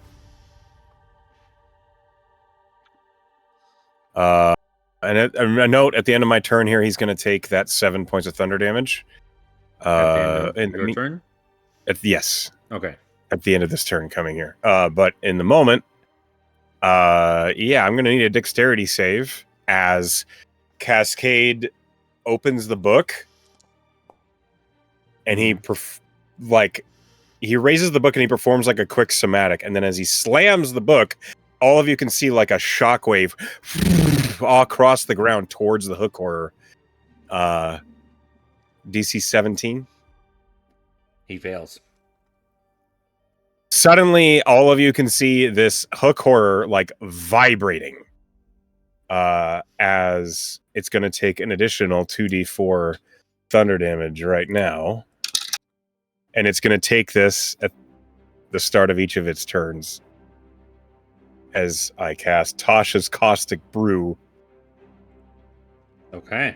in thunder form. So that's 6 thunder damage right now, plus 7, so 13 total for my turn. Okay. Wait, 7 plus 6. 6. So 13 total. Got it. Okay. And last thing on my turn, I create a blade of thunder in my hand. It's just vibrating air. Okay. Yeah. That's my turn. Okay. Next up, it is the Hookor's turn. It is going to surge forward. Its bladed, hooky hands coming within 10 feet of both of you. And he's going to make an attack on each, not knowing who to attack first. Who is more fleshy or viable to be hit. So the first one's on Cascade. 17 to hit. Second one Shield. is a 24 on Luxor. Oh yeah, that hits.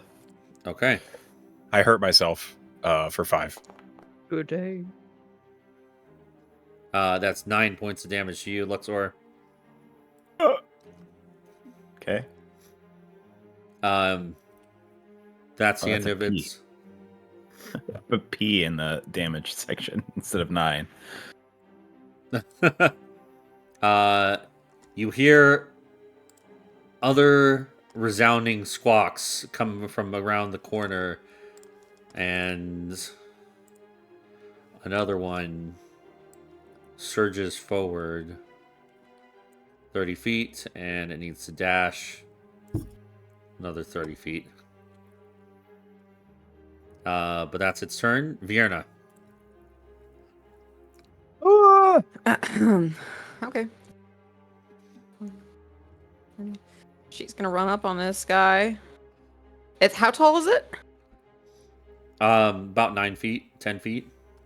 So, flavor wise, she's gonna spring up and hook her elbow around it and punch it in the face.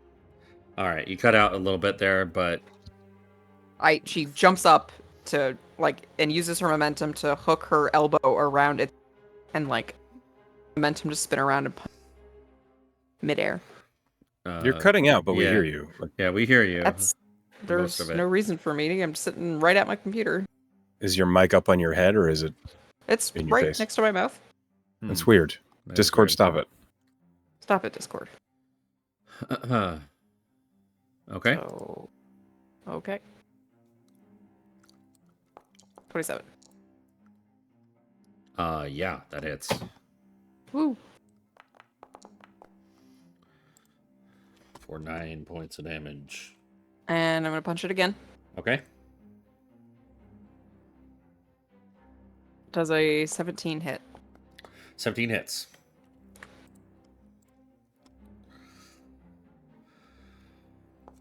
That's another 11. All right. And I think it's been a minute since I played this class. I just get to jab it, Yeah. just for funsies. For 7 damage, I believe,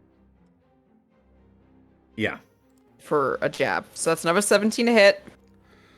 So she just gets it right under the apple.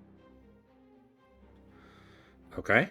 And now I'm gonna bonus action try to yank its head to the in a grab. All right. So that's a contested athletics, right? Yep. Oh, not great. I rolled a 16. Okay.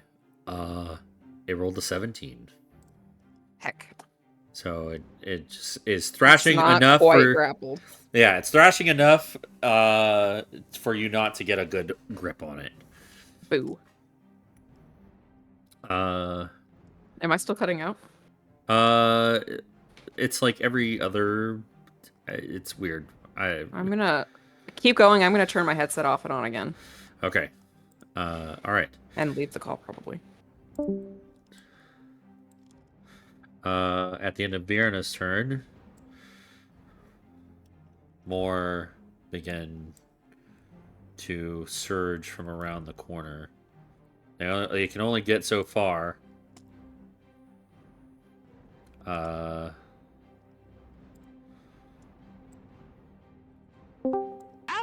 fuck you. Okay. about- Sorry. All good. This one comes Okay, up here. Okay. We're back up to the top. Jamie. At the edge of your vision, you see one more come here, and you see another shape in the darkness here. Oh, good. I'm gonna pull out a ball of fluff from my gray bag of tricks, Okay.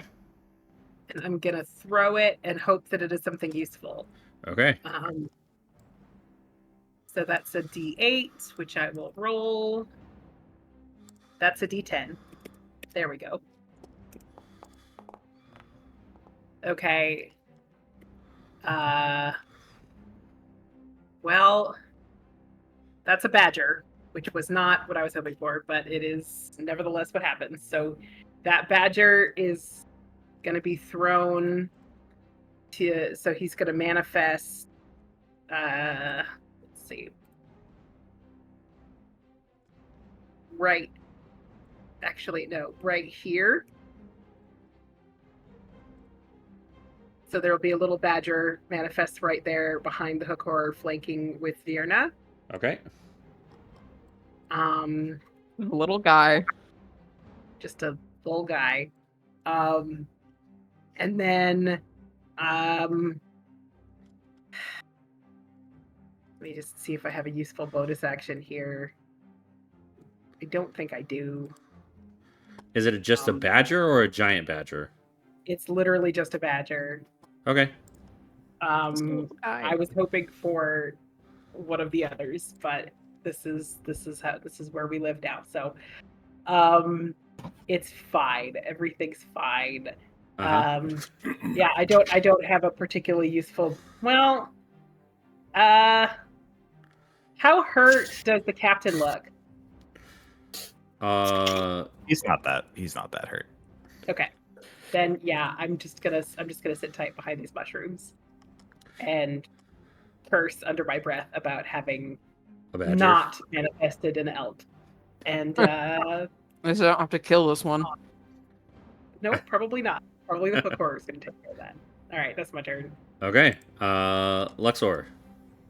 Okay, so yeah, he casted Shillelagh on this quarterstaff, and so some vines sort of grow up from where he's holding the quarterstaff and kind of grow up into thorn vines, so it's like a spiky quarterstaff.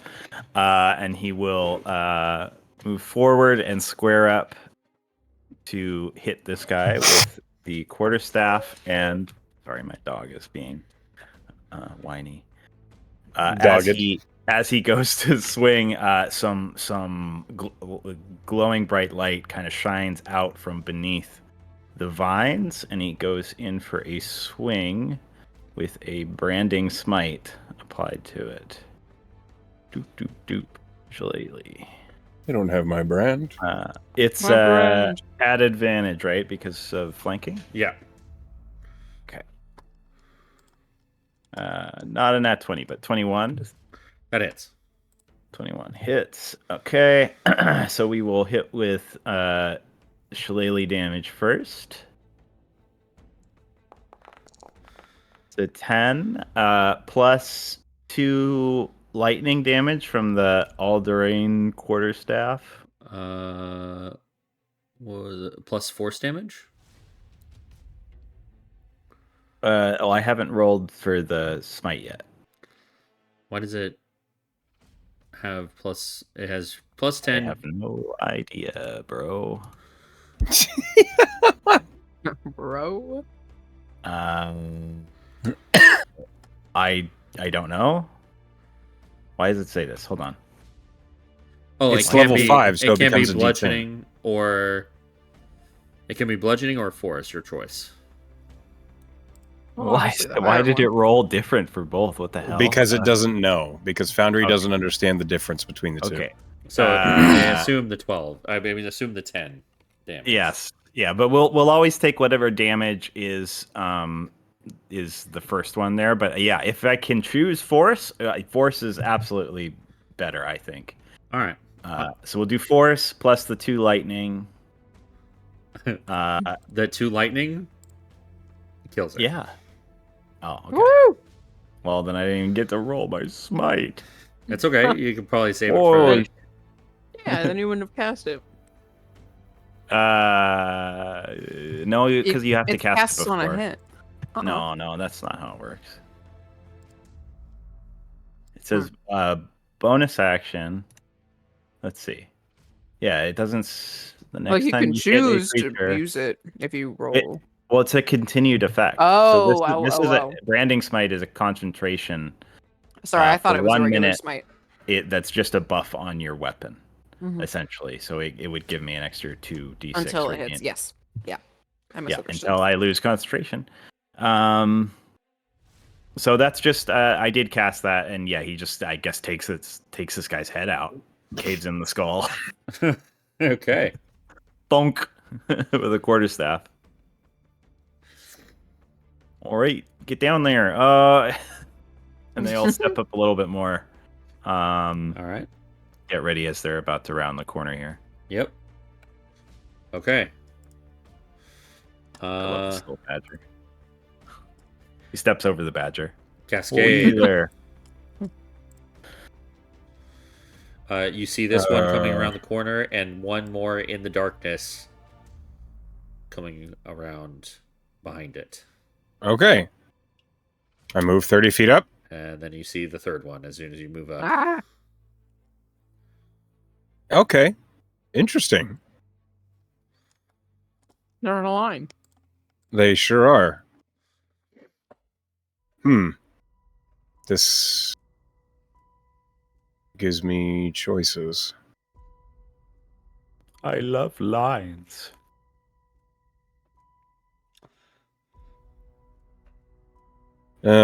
Situation changed. Okay. I'm gonna throw the thunder blade at this one. Okay. So hold on.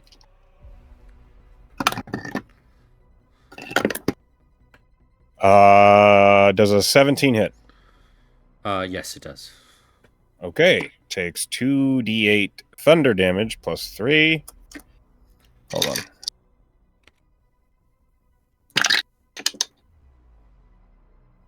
Uh, 13 points of thunder damage. Okay. Bonus action. Nah, no bonus action. Nah. I stay right here. Okay. It Unless I can is- hold a bonus action. Normally you can't really do that because it. It's fine. Don't worry about it. Moving on. Okay. So this one that you just hit surges forward and makes 2 attacks against you. Okay. I hurt myself. Just today? 23 to hit. Yeah, that hits. Yeah, and a 25. So here it comes. I'm going to use Stone's Endurance to reduce the damage of, I think, the second one. Second one is a good idea. So 7 for the first attack, and Okay. 11 half to 5. Hold on. I can reduce it. It's not halved. Oh, right. So I roll a d12 plus my con mod. Okay, 10 plus what's my con? So I think you just 2, reduced so it to 12. yeah, you reduced it to 0. So 7 points of damage to you. 0. You just Okay. flex. Okay. That's its turn. Vierna. The Ah. one that you were attacking just kind of like slumps in your arms and you're back on your feet right next to Yeah, it. she's more concerned with like how this hook horror tried to slice into this guy, and he just basically just said no, and like it just clanged off his broad chest. So she's gonna move. Okay. There. Yep. And then see two more, and just kind of. They have a cave troll kind of vibes. She's gonna take this one's kneecaps out Okay. with a slide, like a baseball slide into home base. So that is ooh, that doesn't hit. 12 to hit. Yeah, that doesn't hit. She Sorry. goes between its legs, but she tries to grab one on her slide under to yank it out from under him. The anatomy is a little bit strange. Like this one's legs is a little bit longer, and you Ugh. just miss it. So she's gonna try to yank one of its legs out from under it for a 23 to hit. That hits. Ooh, 12. All right. And when it stumbles forward, she's gonna punch approximately where she thinks a kidney would be for her jab. That hits. So that's another 7 damage. Okay. And then bonus action grapple. She's gonna try to twist its leg behind its back. Oh. All right. So contested athletics, please. Yes. 25. I don't think you can physically do that. 20. So yeah, you get it grappled. She twists its leg behind its back and she says, "Tap out! Tap out!" It squawks at you. Okay. Anything else on your turn? That's it. Okay. This hook horror sees you over here. It comes around and attacks you at advantage for the flanking. 21 to hit. And the second attack is another 21. Yeah. Go ahead. Okay. 9 points of damage for the first one. Okay. And 11 points, so 20 total. Ow. Okay. This one, well, you're just right there. Yeah. I'll hold him off. And it doesn't have advantage because it doesn't have flanking. That's a natural 1. That doesn't hit anything. And a 15? Misses. Misses. Okay. She holds up a finger and says, "I'll be with you in a moment." All right. Jamie.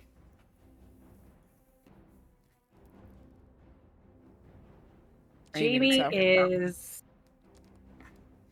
I think he's going to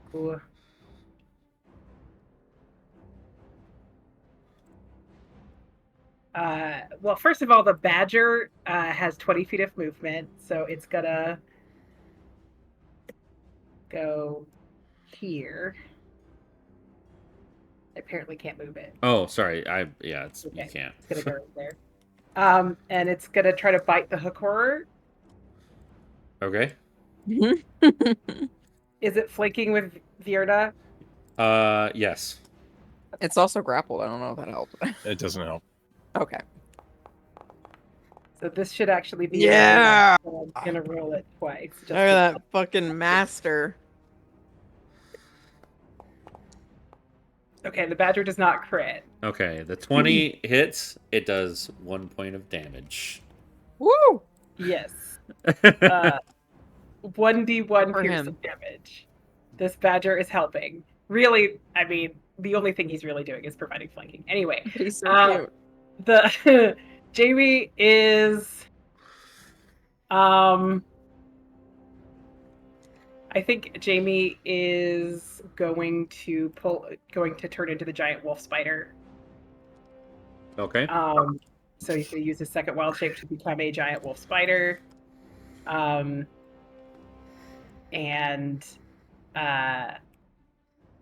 he's gonna move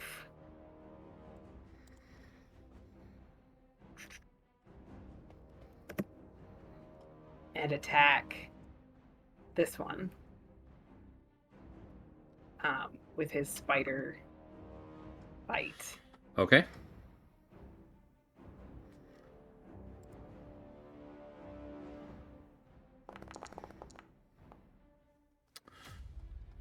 The 17 hits. Okay, so that's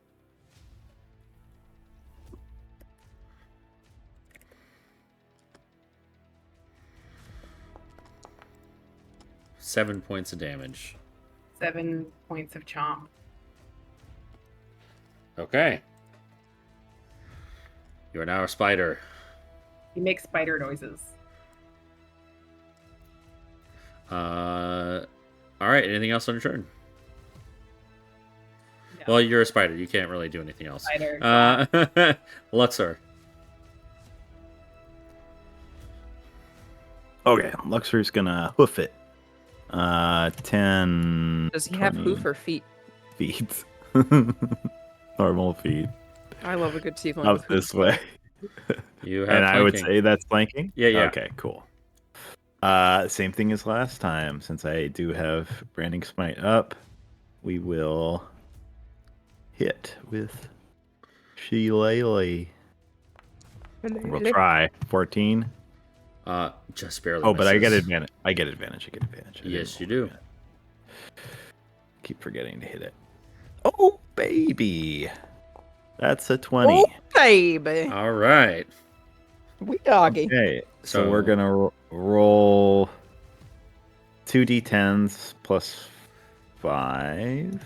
No, it's a 1d10 plus 15.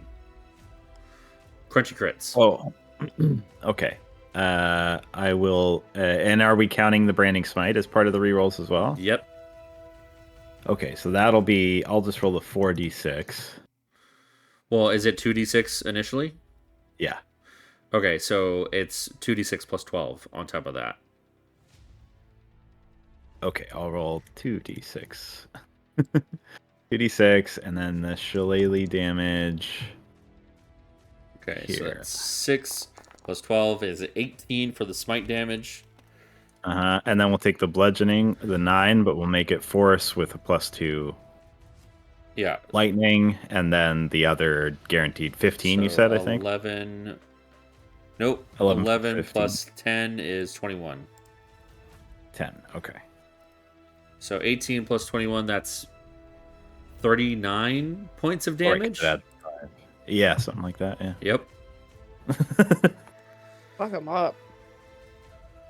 Just clunk right on the top of the head. Is he okay? Yeah, is he He's all right? bloodied. He is reeling from that one. Okay. I don't know what I really have for any more bonus actions here. Sorry, new character who dis. Nothing worth casting. So that will be the end of his turn. Okay. Cascade. Okay. Cascade steps up into melee with the Silkor, seeing that it is grappled. Yep. Cascade says, "Fortunate time for a new variable," and he's going to cast Booming Blade, Literally. which uses the Thunderblade for this. So, he makes an attack. At advantage because you have flanking with Vierna. That is a 23 to hit. Hits, yeah. Okay, so the Booming Blade deals... Or, I'm sorry. The Thunderblade deals 12 points of thunder damage. Okay. The Booming Blade cast deals 7 points of thunder damage, and he's now vibrating. If he moves willingly, he takes another d8 of thunder damage. Okay. And as Cascade pulls the Thunderblade out of the hook horror, he does a winding, spinning back kick as a bonus action. Whoa. That is a 17 to hit. That hits. Okay, it takes 8 points of bludgeoning damage from the kick. Okay. Nice. And it's not looking great at all. Any more movement on your turn? I'm staying right here. Okay. Actually, no. I move here because gotcha. the badger is providing flanking for Vierna. Got it. All right. It is this Hakor's turn. He doesn't very much like you on its back or hooking its leg. So it's going to make a couple attacks on you.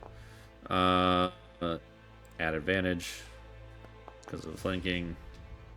The second one, or I'm sorry, the first one, if it looks like it's going to hit profoundly, Cascade just says, no. And I need a wisdom save. Okay. Got it. Yeah, it was a 23 on the first one. 11 for the wisdom save. It fails. It is reaction power word node. Okay. It just kind of looks at you curiously. And it just like is stunned for a moment. Just like you just told me no. It's never heard no in its life before. And it understood. So it's Fiona's turn. Okay, great. Yeah, thanks. She's gonna do her setup and payoff. Since she maintained her grapple on this thing, she will attack it with advantage, but she has that from the badger, so hooray. And if she attacks successfully, the damage is doubled. Okay. Oh, let's see here. 2 11s for the first attack. 19. It's Oh, well, at least it gets doubled. So 12. 12. Oh man. Second attack, still at advantage. Only rolled once for some reason. Second roll is I guess I rolled 2 9s in a row. I rolled 2 11s and then 2 9s, so 17 to hit. It's The damage is better. okay. It had 3 another hit 12. points. How do you want to kill this one? She has it grappled with its leg behind its back, so she's just gonna, for her 2 attacks, she's going to rip off its leg for her first attack, and then she's going to finish it off by beating it to death with its leg. Okay. All right. Yeah. It was more so the ripping of the leg that killed it, and then you just beat it to a pulp afterwards. What Cascade sees that and he just says, acceptable. And turns his attention to the other one. She beams with pride. You get the impression that is high praise from Cascade. Yeah, she feels it. She's a little purpler than she used to be. Okay. She's actually gonna move over just closer to Cascade so that it can't Yeah. wedge it. I mean, it can still flank her from here, but you know, that's her turn. She can't jab because the thing she was beating up is dead. Okay. It is this Hitcore's turn. It's has a lot of targets here. Go for the Because- badger. Pick your poison. Because this is fun, 2 of you roll a d4. Who? Anyone. I rolled. Okay. Oh, Okay. 3. So that's gonna be Cascade I rolled a 2. and Luxor. So you both get Luxor and Cascade get an attack thrown at him. Luxor, that's a 20 to hit, and Cascade. Oh man, that was a 10 to hit. So that doesn't hit Nope. shit. That does not hit. All right, Luxor. Here you go, bud. You got 10 points of damage to you. Okay. Ouch. Oh, geez, all that damage right there. Oh, jeez. Well, am I the only one taking damage here? Oh, time to go. Cascade's gotten hit. Oh, I've also definitely gotten hit. good. I'm not the only one. That's the end of its turn. This Hakor You're not that alone there, bud. is going to filter in here. It sees the badger as a little nuisance. You know what I'm A talking nonsense. about. A nonsense, a nuisance. So it's going to throw an attack at the badger.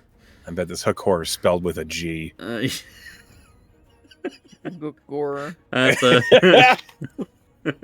a 14. I assume hits the badger for 8 points of damage. It has 5 hit points. It poofs. Yeah, so the badger vanishes. Bye bye.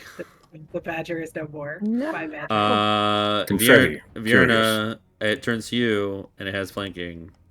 Here it comes. Please continue. I'm calibrating my expectations. 21 to hit. Y'all. Oh, that's a lot of damage. 15 points of damage. That was Ow. a good roll. Okay, that's its turn. Jamie. Jamie is just gonna edge slightly to the side so that to make sure he's got flanking on this guy, and then he's gonna bite Okay. as a jump. The wolf spider do. Oops. I assume I lose concentration. On What is smite, I think Yeah. the smite goes away after you use it once. No.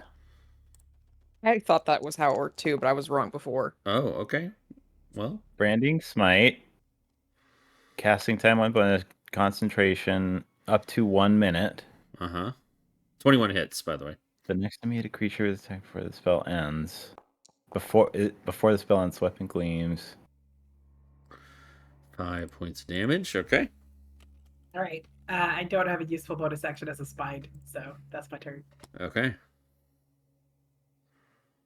I don't know. I don't see anything. I'm just. Did that post it? It didn't post it. I meant to post it in the. Ignore that. Sheds a dim light. 5 for his kill. Maybe this. There we go. Does it say that it goes away It's- after The one the attack? wording I thought that made that make sense was the next time you hit a creature. It's not like. You know how like guiding bolt is like Yeah. the one hit after it's cast. I mean, if Well, it's let me- one, then that's cool. Then Let me then see. and it's gone, then I've used it. What's branding smite? The next Work successful multiple hit times. Yeah. ends the spell, and it deals an extra 2d6 radiant damage. Yep. Okay, so it's just the once. Yep. Yes, just once. But then it does continue to glow if I can keep the concentration up, is the way that it's worded. Yep. Yeah. Right? Okay, Yeah. so that's what the concentration is for. So I guess Or you could have it cast and not be attacking anything, but within a minute if you hit something. Yeah. So long as you're concentrating on it, they glow and they cannot become invisible. Yeah. Mhm. Okay. But I probably lost concentration there. Yep. I don't know. A roll con. I Right, did. you did. 7. 7. Oh yeah, you did. Yep. All right. Your turn, though. Okay. Just these two guys, huh? So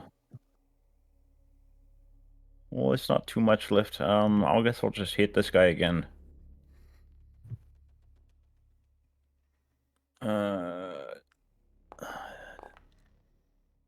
Do I have any sort of flanking? No. But a 17 hits. If you Wow. moved here, you would have. No need. Oh, that's spiritual weapon. Sorry, I hit the wrong thing. God, I'm so bad at this game.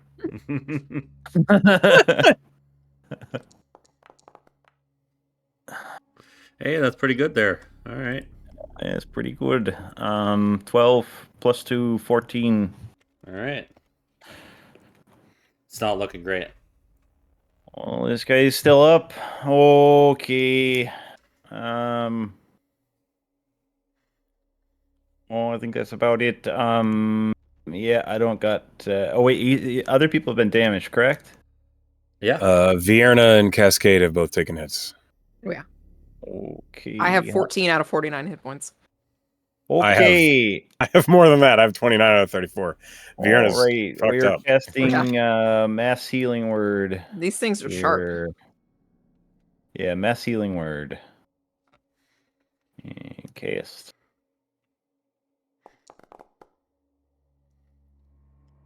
Yeah, we'll take it. There we go. 10. All right. Woo! Top you up there. And that's this turn. Yeah, so Luxor, Vienna, Cascade all get 10 hit points. Hey, back to full. Woo. And that's the end of your turn. Any movement? Unless you want to move.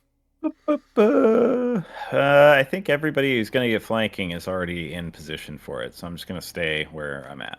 Okay, Cascade. Being healed, Cascade turns to Luxor and says, "Useful contribution." And then he whips around and he's going Yeah. to No problem, but stab. How does this one look? Pretty beat up. It's near death. Okay, then he's going to stab this one with the Thunderblade. Okay. That's 16 to hit. Yeah, that hits. Okay. This stab is a booming blade because of course it is. So this plus 3, 14 thunder damage, All right. plus booming blade, another 7 thunder damage. Okay. And if he moves voluntarily, he takes an additional d8 of thunder damage. Let me know if that happens. And then I'm going to whip around, bonus action, and do like a right. He like the stab with the thunder blade was like from like an overhand stabbing position, and then he whips around and does like a rising palm strike on the hook horror Okay. with his other hand. And this is at advantage. Yep. Natural 20. Okay. Okay, so that's plus 6, plus 3, 9, 11 points of bludgeoning damage. That was just enough to kill it. How do you want to kill it?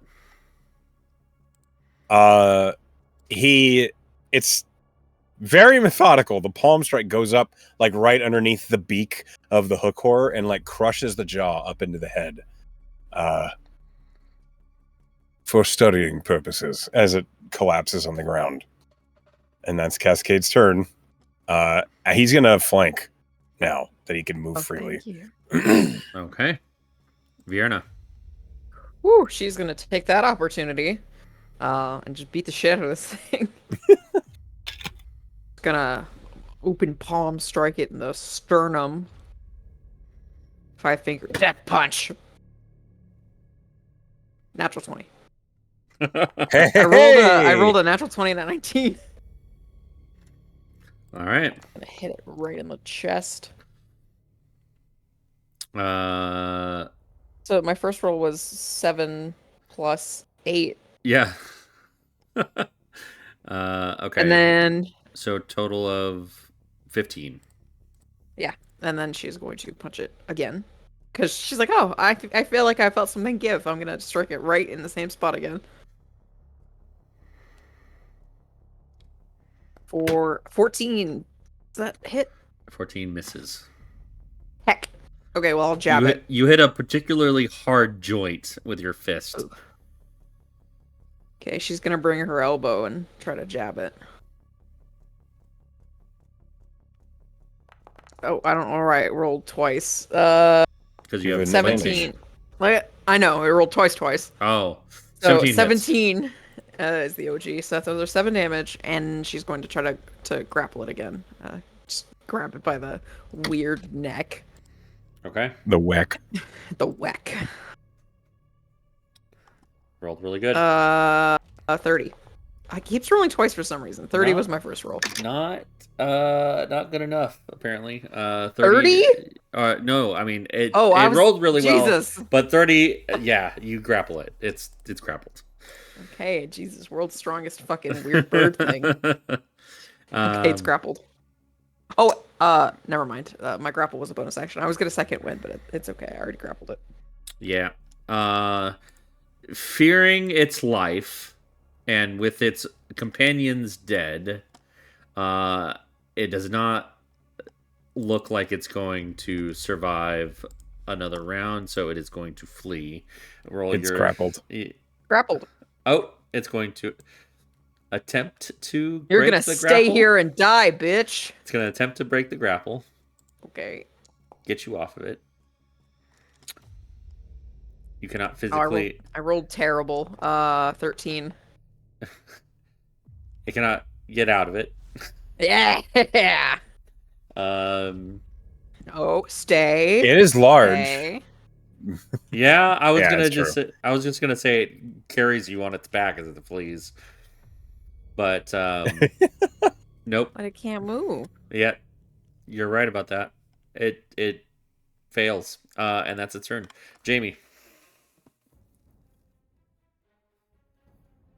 Jamie is going to move in and chomp the grappled hook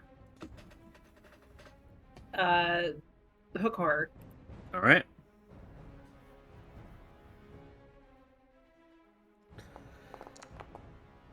That hits.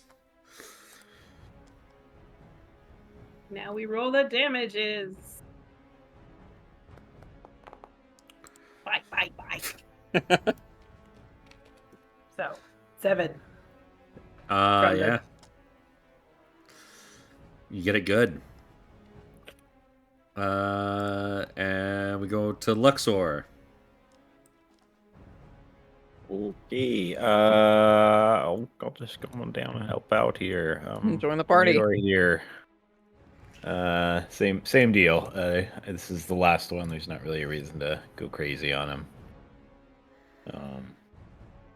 Shillelagh with well, don't really need advantage. There's another nat 20. Jesus. Christ! Do you wanna just say he's dead? We'll see. Okay, here you go.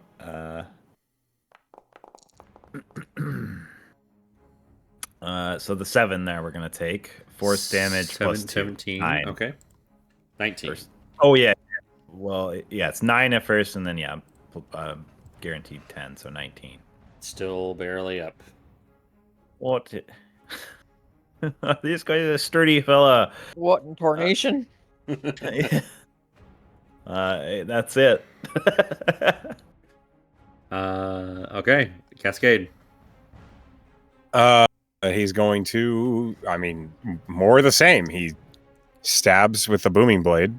Yeah, you would notice that it's sluggishly, like breathing heavily. It's really hurt. Okay.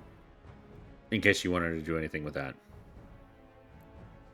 He says, "You're surviving longer than I predicted. Well done." And he's going to stab it. Go for it. 18 to hit. Yeah, that hits. Booming blade. 11 points of thunder damage plus another 3 points of thunder damage. Okay. Is it still up? How do you want to do this? Cascade is nearly as tall as this thing, and as Vierna has it pinned and it cannot move, he brings the thunderous blade up behind its neck, and instead of like stabbing it, he presses the thunder blade into the creature, and the whole thing just begins to vibrate violently. And Cascade is like looking at its eyes and its ears as blood is beginning to escape. Perfect variable for this experiment. Hold on as long as you can. And he's like clearly paying Jesus. attention to how it's like falling apart in front of him. And when it does finally collapse, he says, Aroused. "Good. All right. That was effective." With that, Well, I hope you learned what you needed from that. Jeez. I now understand the resonance of a hook horror. That was Right. helpful.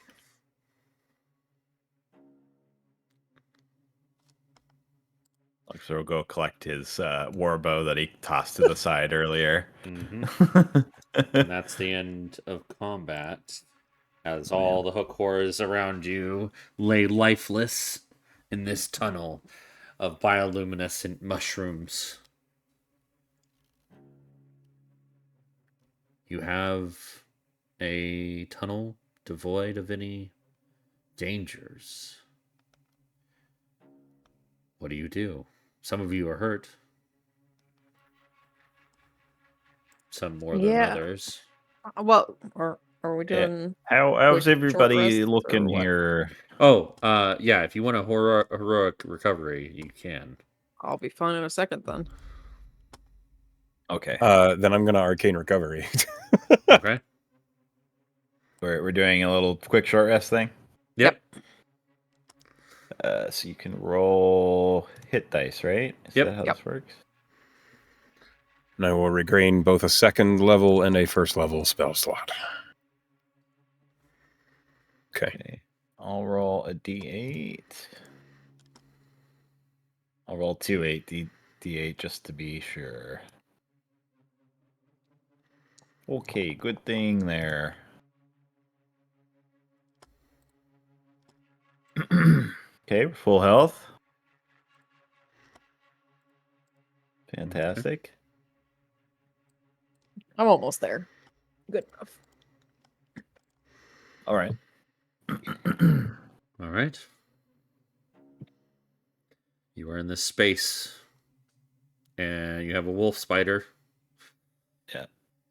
Lexar takes a nip off of like a little flask he has. Ooh, that was quite a fight. Oh, I'm not as young as I used to be. We handled that efficiently. Yeah. Cascade, do you need samples or Yes. do you want help? I mean, I'm probably not going to be much help, but I can pull things off it. Cascade considers the offer. Do I know what it would take to harvest the exoskeleton and the hooks from a hooked horror? Roll a nature or medicine check. Nature. Well, I'll no, do- this would be nature. Nature, that is a 15. 15. Okay. Yeah, to preserve the hooks as they are on this creature, you do know the exact place to incise into their arm to retrieve the bone that is connected to the rest of the arm that is connected to the hook. And you can definitely do it yourself or tell one of your companions where to cut. It would be a mixture of strength and intelligence. I got Yeah. one So- of those. So, do I think yeah. it's an athletics check or? Yeah, you can definitely, like, it can be a combo type thing where you like look at the arm and then find the spot and then tell Vierna just snap the arm off right here. So this would be athletics and intelligence or investigation from you, Cascade. Athletics from Vierna. If you can follow orders, I will tell you where to break and incise. I can follow orders. Fantastic. Well, I never Cascade seen one of these. I never seen one of these cut up before. Let me take a look. And he'll get down and he'll touch Vierna and give her guidance. Oh, thanks. I'll take it. Is this So an athletics? on the shoulder. Yeah, athletics. So, almost like methodically bizarre as a scientist might, Cascade uses prestidigitation to score like a small burn mark where he wants the cuts, one after the other after the other. Okay. Either. One investigation check from you, Cascade. Okay, that is a 27. That's really Jeez. good. Okay. With a 23, there are 8 limbs or 8 potential hooks that you can grab, and you grab, or you correctly break 7 of them. One was a little damaged, and it was kind of almost impossible. Was it the one I ripped off? Yeah. Sorry. It kind of fell awkwardly onto its hook when you ripped off its leg, and it bent the Ugh. hook a little bit. That's the one that you are missing. So you're All experiments suffer some acceptable amounts of loss.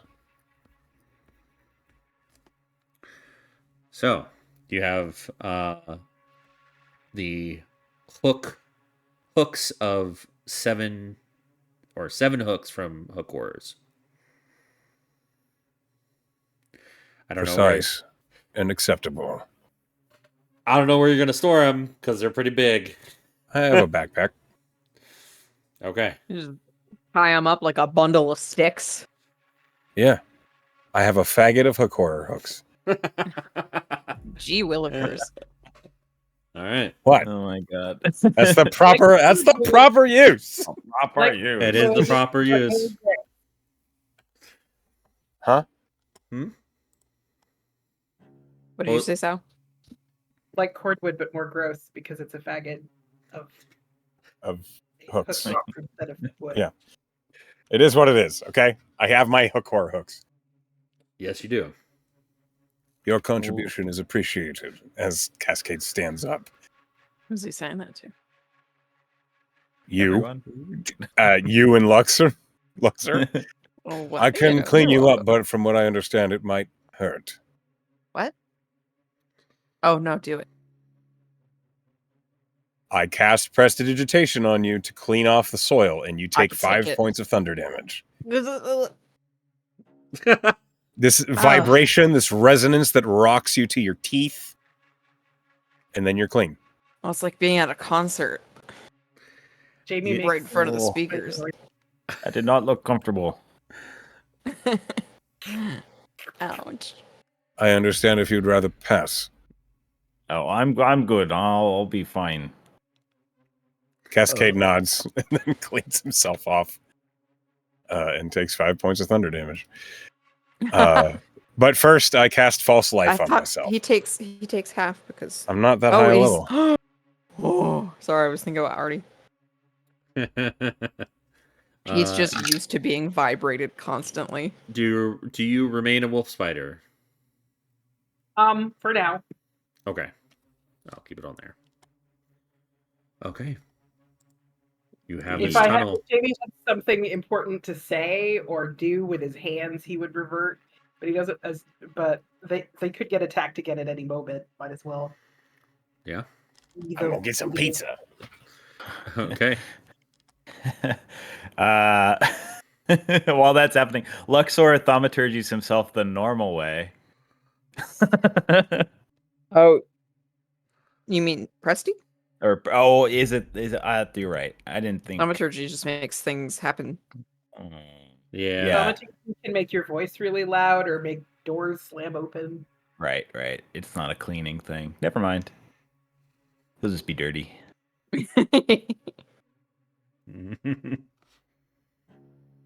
All right. Yeah, this tunnel is yours to explore.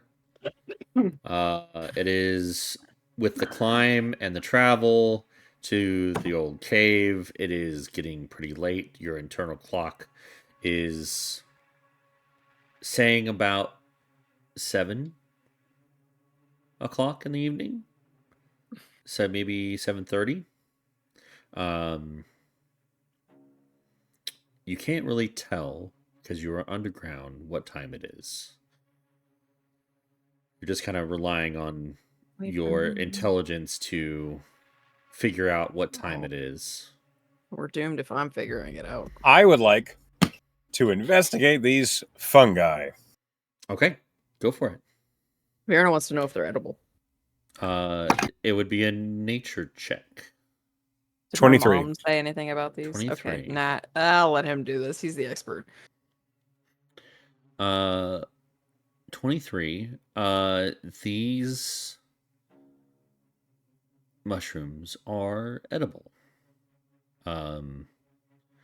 Judging by as you look to your here at these mushrooms, you notice that some of them have already been like chewed upon. It would seem that the hookworms were having a evening snack on mushrooms before they were interrupted. These mushrooms down here are like nearly gone and trampled on. Cascade points to them and he says, "These are edible. You may Hell yeah. experience mild hallucinations. If they become severe, I will intervene." Aaron is going for it then. These ones actually do not have hallucinogenic properties, but more. Cascade does not clarify. Okay. Yeah. Well, I'm telling you for your sake. Think of it as like a mile, like more fiber than most. Like they help with digestion. Great. Yum, yum, yum, yum, yum. Yeah, well, might as well take advantage while we can. We'll have a little snack. Okay. Yep. But we should probably, it should be getting closer to the evening. Are you all looking to settle down, or should we go through the night? I mean, let's not push it too hard. Like, we should definitely get a sleep in at some point. All right. I don't know how urgent your mission is.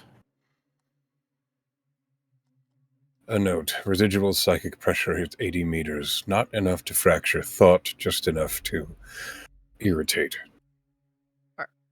Are you talking about us? No. I'm in speaking of the environment. Oh. And then you watch as he pulls a thread of thought out of his head. And then he puts it in his bag. What was that? I encode a thought for research later. Does it have pictures? No. Oh. Jamie is gonna drop Wild Shape, Mm-hmm. and just be Jamie again. He's like, if we want to make camp, I can see if we can cook these into something interesting for dinner. Sure. We should probably find a place that's a little more not out in the open. If All we're right, gonna I'll just set up harvest camp. some of these and take them with us. And Right. I concede expertise on this matter. Okay.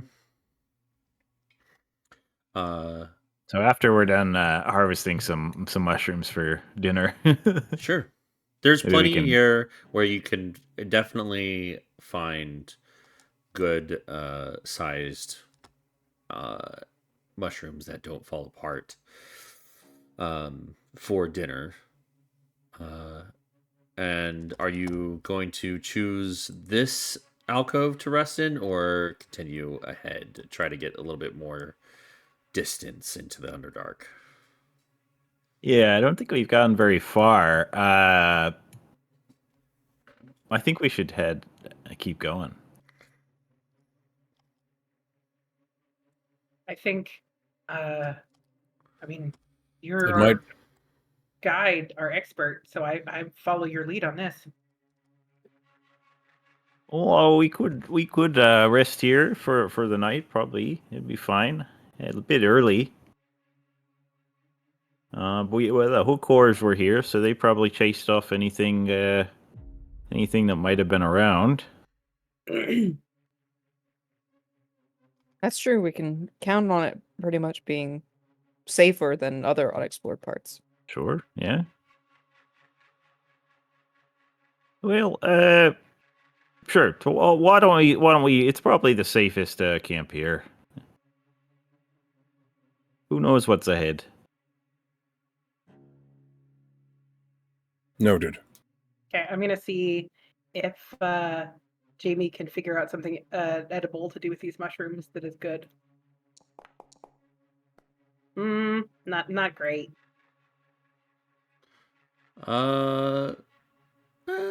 Yeah, you It's like can. it's fine but unexciting. Is how I Yeah, interpret the game. yeah, you can like whip up some just cream of mushroom. That's yeah. With this, you can make something else. Yeah. Wait, hold on. You take the mushrooms, right? Yeah. Okay, yeah, Dungeon meshy. yeah, but like mushroom soup, basically. Yep. This would Okay. be better if I So yeah, I think we'll Or- try and set up a little camp down in here, if we can, like find a place where maybe like against the stones, it's like hard to, like if something were to come through here, we could just kind of lay low. Yeah. Yeah. You can definitely do Are so. you accustomed to this cuisine? Who are you asking? Cascade is asking that to Vierna, the drow-looking person. Oh, I mean, I've had mushrooms growing up, but my mom didn't exactly come down here to make sure I had the authentic experience. So no, I guess. Noted. Yeah, I don't think these sorts really grow up on the surface.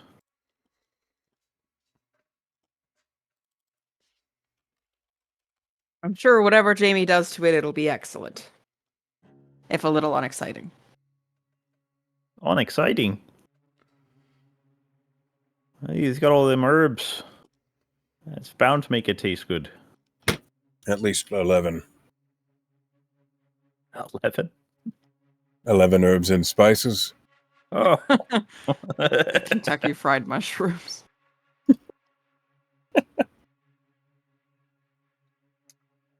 Okay. Okay, so you make camp, make dinner. As you camp here in the alcove, let's go ahead and I think get this would be better a. for time. Let's go ahead Not and time, get a. but time. Okay. Let's go ahead and get a watch order real quick. A bug. Cascade will take first watch. Okay. Jamie doesn't have Okay. her fish. I'll shit. I'll take second I watch. guess it doesn't matter because the bioluminescence is not going to change based on the time of day. So whatever. I can take whichever watch. So, did you say second? I can take third. Yeah, I'll take second. I guess I'll take last. Okay. We'll set it up like that.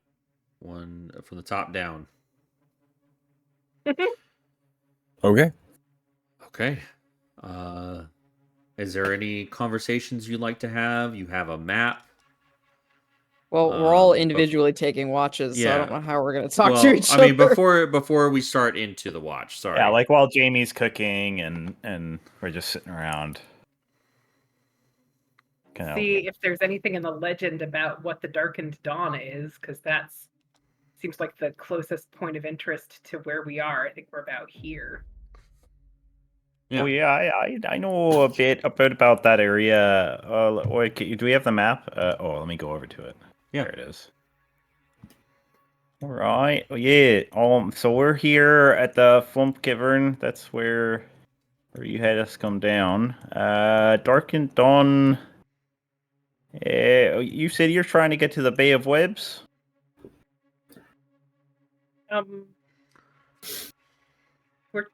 We were trying to gather information about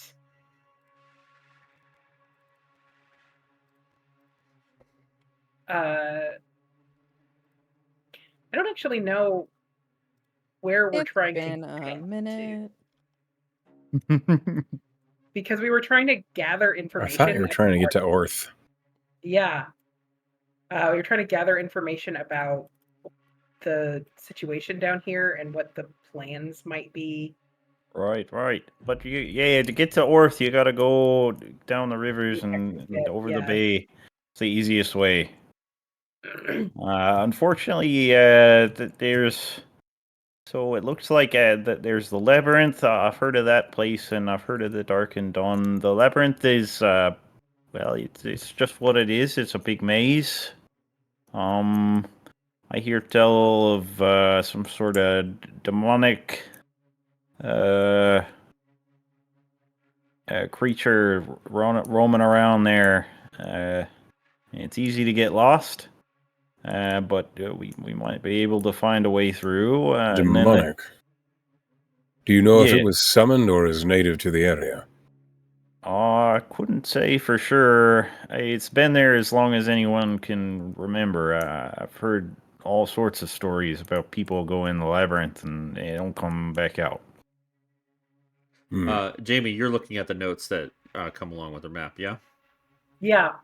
If you look at the notes for the labyrinth, it says it is known to drow, and it is known that drow avoid it if possible, either with tunneling or teleportation. Jamie will share that. Kind of a no elves land. Right, yeah, it's pretty dangerous. I've heard there is a way through, but it's a hard journey. The Darkened Dawn, it sort of place the drow like go on pilgrimage to. Not really known about it, but they guard it, so there'd be lots of guards and other drow around. But we might be able to find a way to sneak through. Besides those, I'm not sure there's many other ways. We might be able to find a wayward passage that nobody's heard about before, but I think though either one of those is our best bet. So either we try to find a passage through the terrifying labyrinth, or we try to Sneak our way through a bunch of drow in their bunch of pilgrimage place. Yeah. All right. Well, it's not no walk in the park down here, sir. Nope. We were anticipating a hard journey. Yeah. I don't think we're very subtle. There's times where V could, masquerade appropriately, but I think that I'm not the greatest liar in the world. I just happen to blend in better than you. Might actually be a better class of danger for us to stick our noses in. I don't know. I can fight better than I can lie. Right. Oh, I'm not sure how well I can. If we get lost, it could be pretty bad. Yeah. But we can go whichever way you like. I'm pretty good at stealth. I have a Pawafui. It's not like they're hiding around every corner. It might actually be easier to get through if you can pretend to be one. You sure? No. I have a +1 to my deception. She's also much shorter than most drow. Hey. That's beside. There are short drow. There are. Sure. But in terms of being easily blending in, stand out huge, as he's red, and I'm some guy. I'm pretty little. Right, Like, and I'm a short, mostly drow-looking person with a very thick accent in Undercommon. I do not speak Undercommon very well. I speak it. I mean, we could be your coterie of servants, but I don't know what the hell I'd be doing for you. I can alter my appearance, and I do have the ability to create some illusions to disguise ourselves. Also, they like to take slaves. Could be. That's true, and you could be an animal, Jamie. Can be an animal. That easy. I could be a slave, and then animal, easy to hide. And Cascade you can look like a drow then? Drow, I guess. I can. A really tall one? Really tall one. I can become a semblance of one. I kind of want to see it. Well, they come in all shapes and sizes. Right. No saying. Like I'm a short one and you'd be a tall one. All right. I can be shorter than I am right now. That's still pretty tall. I cannot change my size category. No, I do not want you to. I also, Mm. I do have a spell that can help us avoid notice. Obviously, I can't cast it while I'm an animal, but if we do need to be discreet, I can cast Pass Without a Trace on us. All right. Well, that would make it easier to sneak around. All I could say, it's gonna be a ways until we get there. Yeah. 70 some miles just to the Dark and Dawn, and 100 and something out there to the Labyrinth. But we'll pass by the Dark and Dawn. If it doesn't look good, we could continue on To the plan B. Labyrinth. Yeah. Smart. Jamie, you look at the notes for the Darkened Dawn, and it says, sacred site, possibly a temple, but Drow make pilgrimage to see the Darkened Dawn. When mhm. Sorry, I didn't mean to interrupt. Go ahead. Possible is protected by arcane means, and possible religious texts or arcane texts within. It's a guesstimate. And that's it. That's all it says. Okay. To Vierna, Cascade says, "Are you attempting seduction mid-danger?" What? What? Your flattery. Maybe like so sharply, like, huh? Did somebody say seduction? What? Wait, sorry, what are you asking me? Your flattery. It is unnecessary. To But who? me. Your fascination is loud. Are you asking why I'm doing it? I know why. No. Do you? Desire is not a weakness. It's a variable. Manage it. Sorry? Damn. I'll manage it better. You misunderstand. I guess I do. Maybe pretend I'm stupid.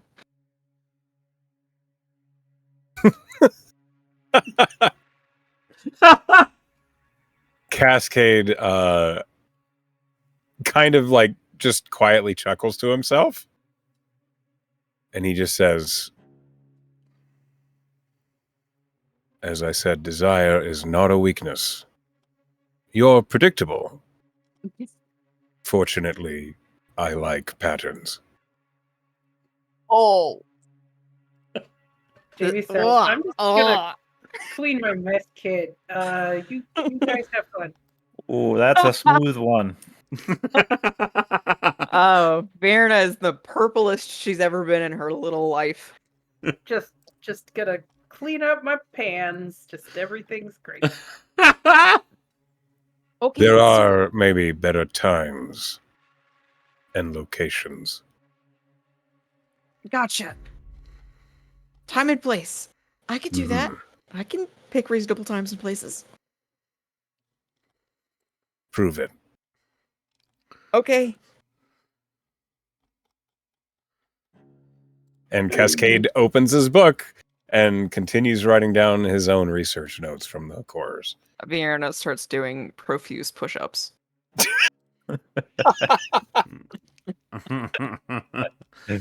Okay.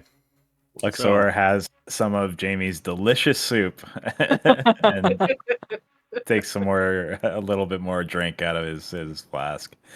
You wait. You enjoy a dinner. You enjoy a chat over the map, and the first watch eventually begins. However, we'll get to that next time we play. It's almost like Vierne has never been called out before.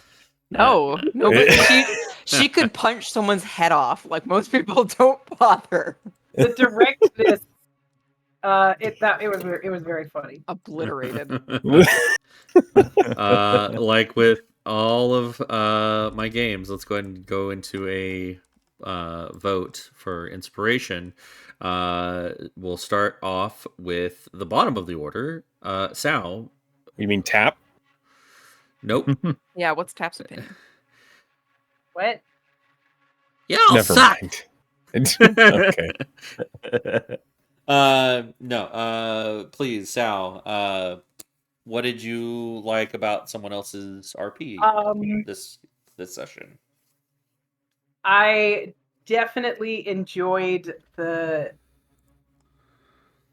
Man, there was a lot of fun stuff tonight, but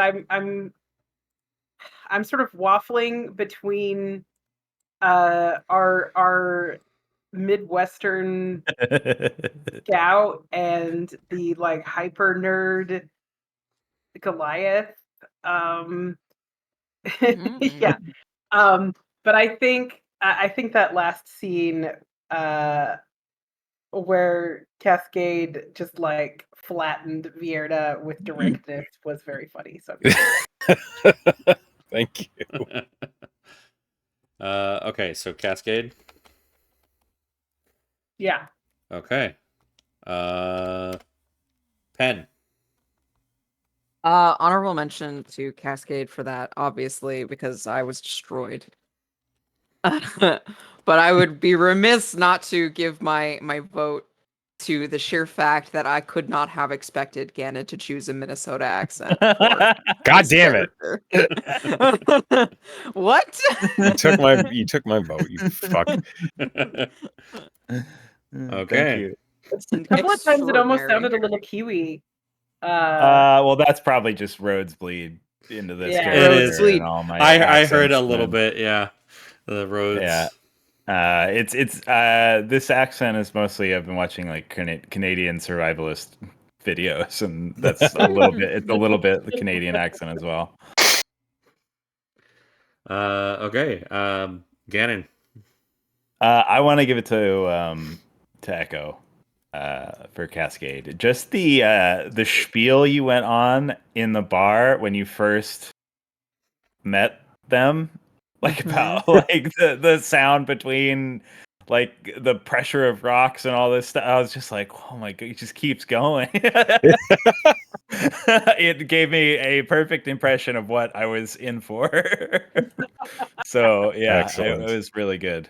Thank you. Awesome. And You got me monologuing, you sly dog. I don't think anyone had to do any prompting for that to happen. No. Yeah. Echo. What's your vote? It's for Ganon. The accent's so fucking good. Like, I don't care that Penn called it. You're playing this character in a very like I believe it. I see him. He seems like a nice guy. Thank you. Thank Yeah, you. he's Yeah. like tiefling D&D version Bear Grylls. Yeah, that is essentially exactly what I have in mind. Excellent. A very simple man, likes living out in the land, and yeah. Well, the two new characters both get an inspiration. Oh yeah. Yay. Congratulations. Well, yeah, congratulations. And until next time, to whoever watches these things, what are you doing? We love you and have a good night.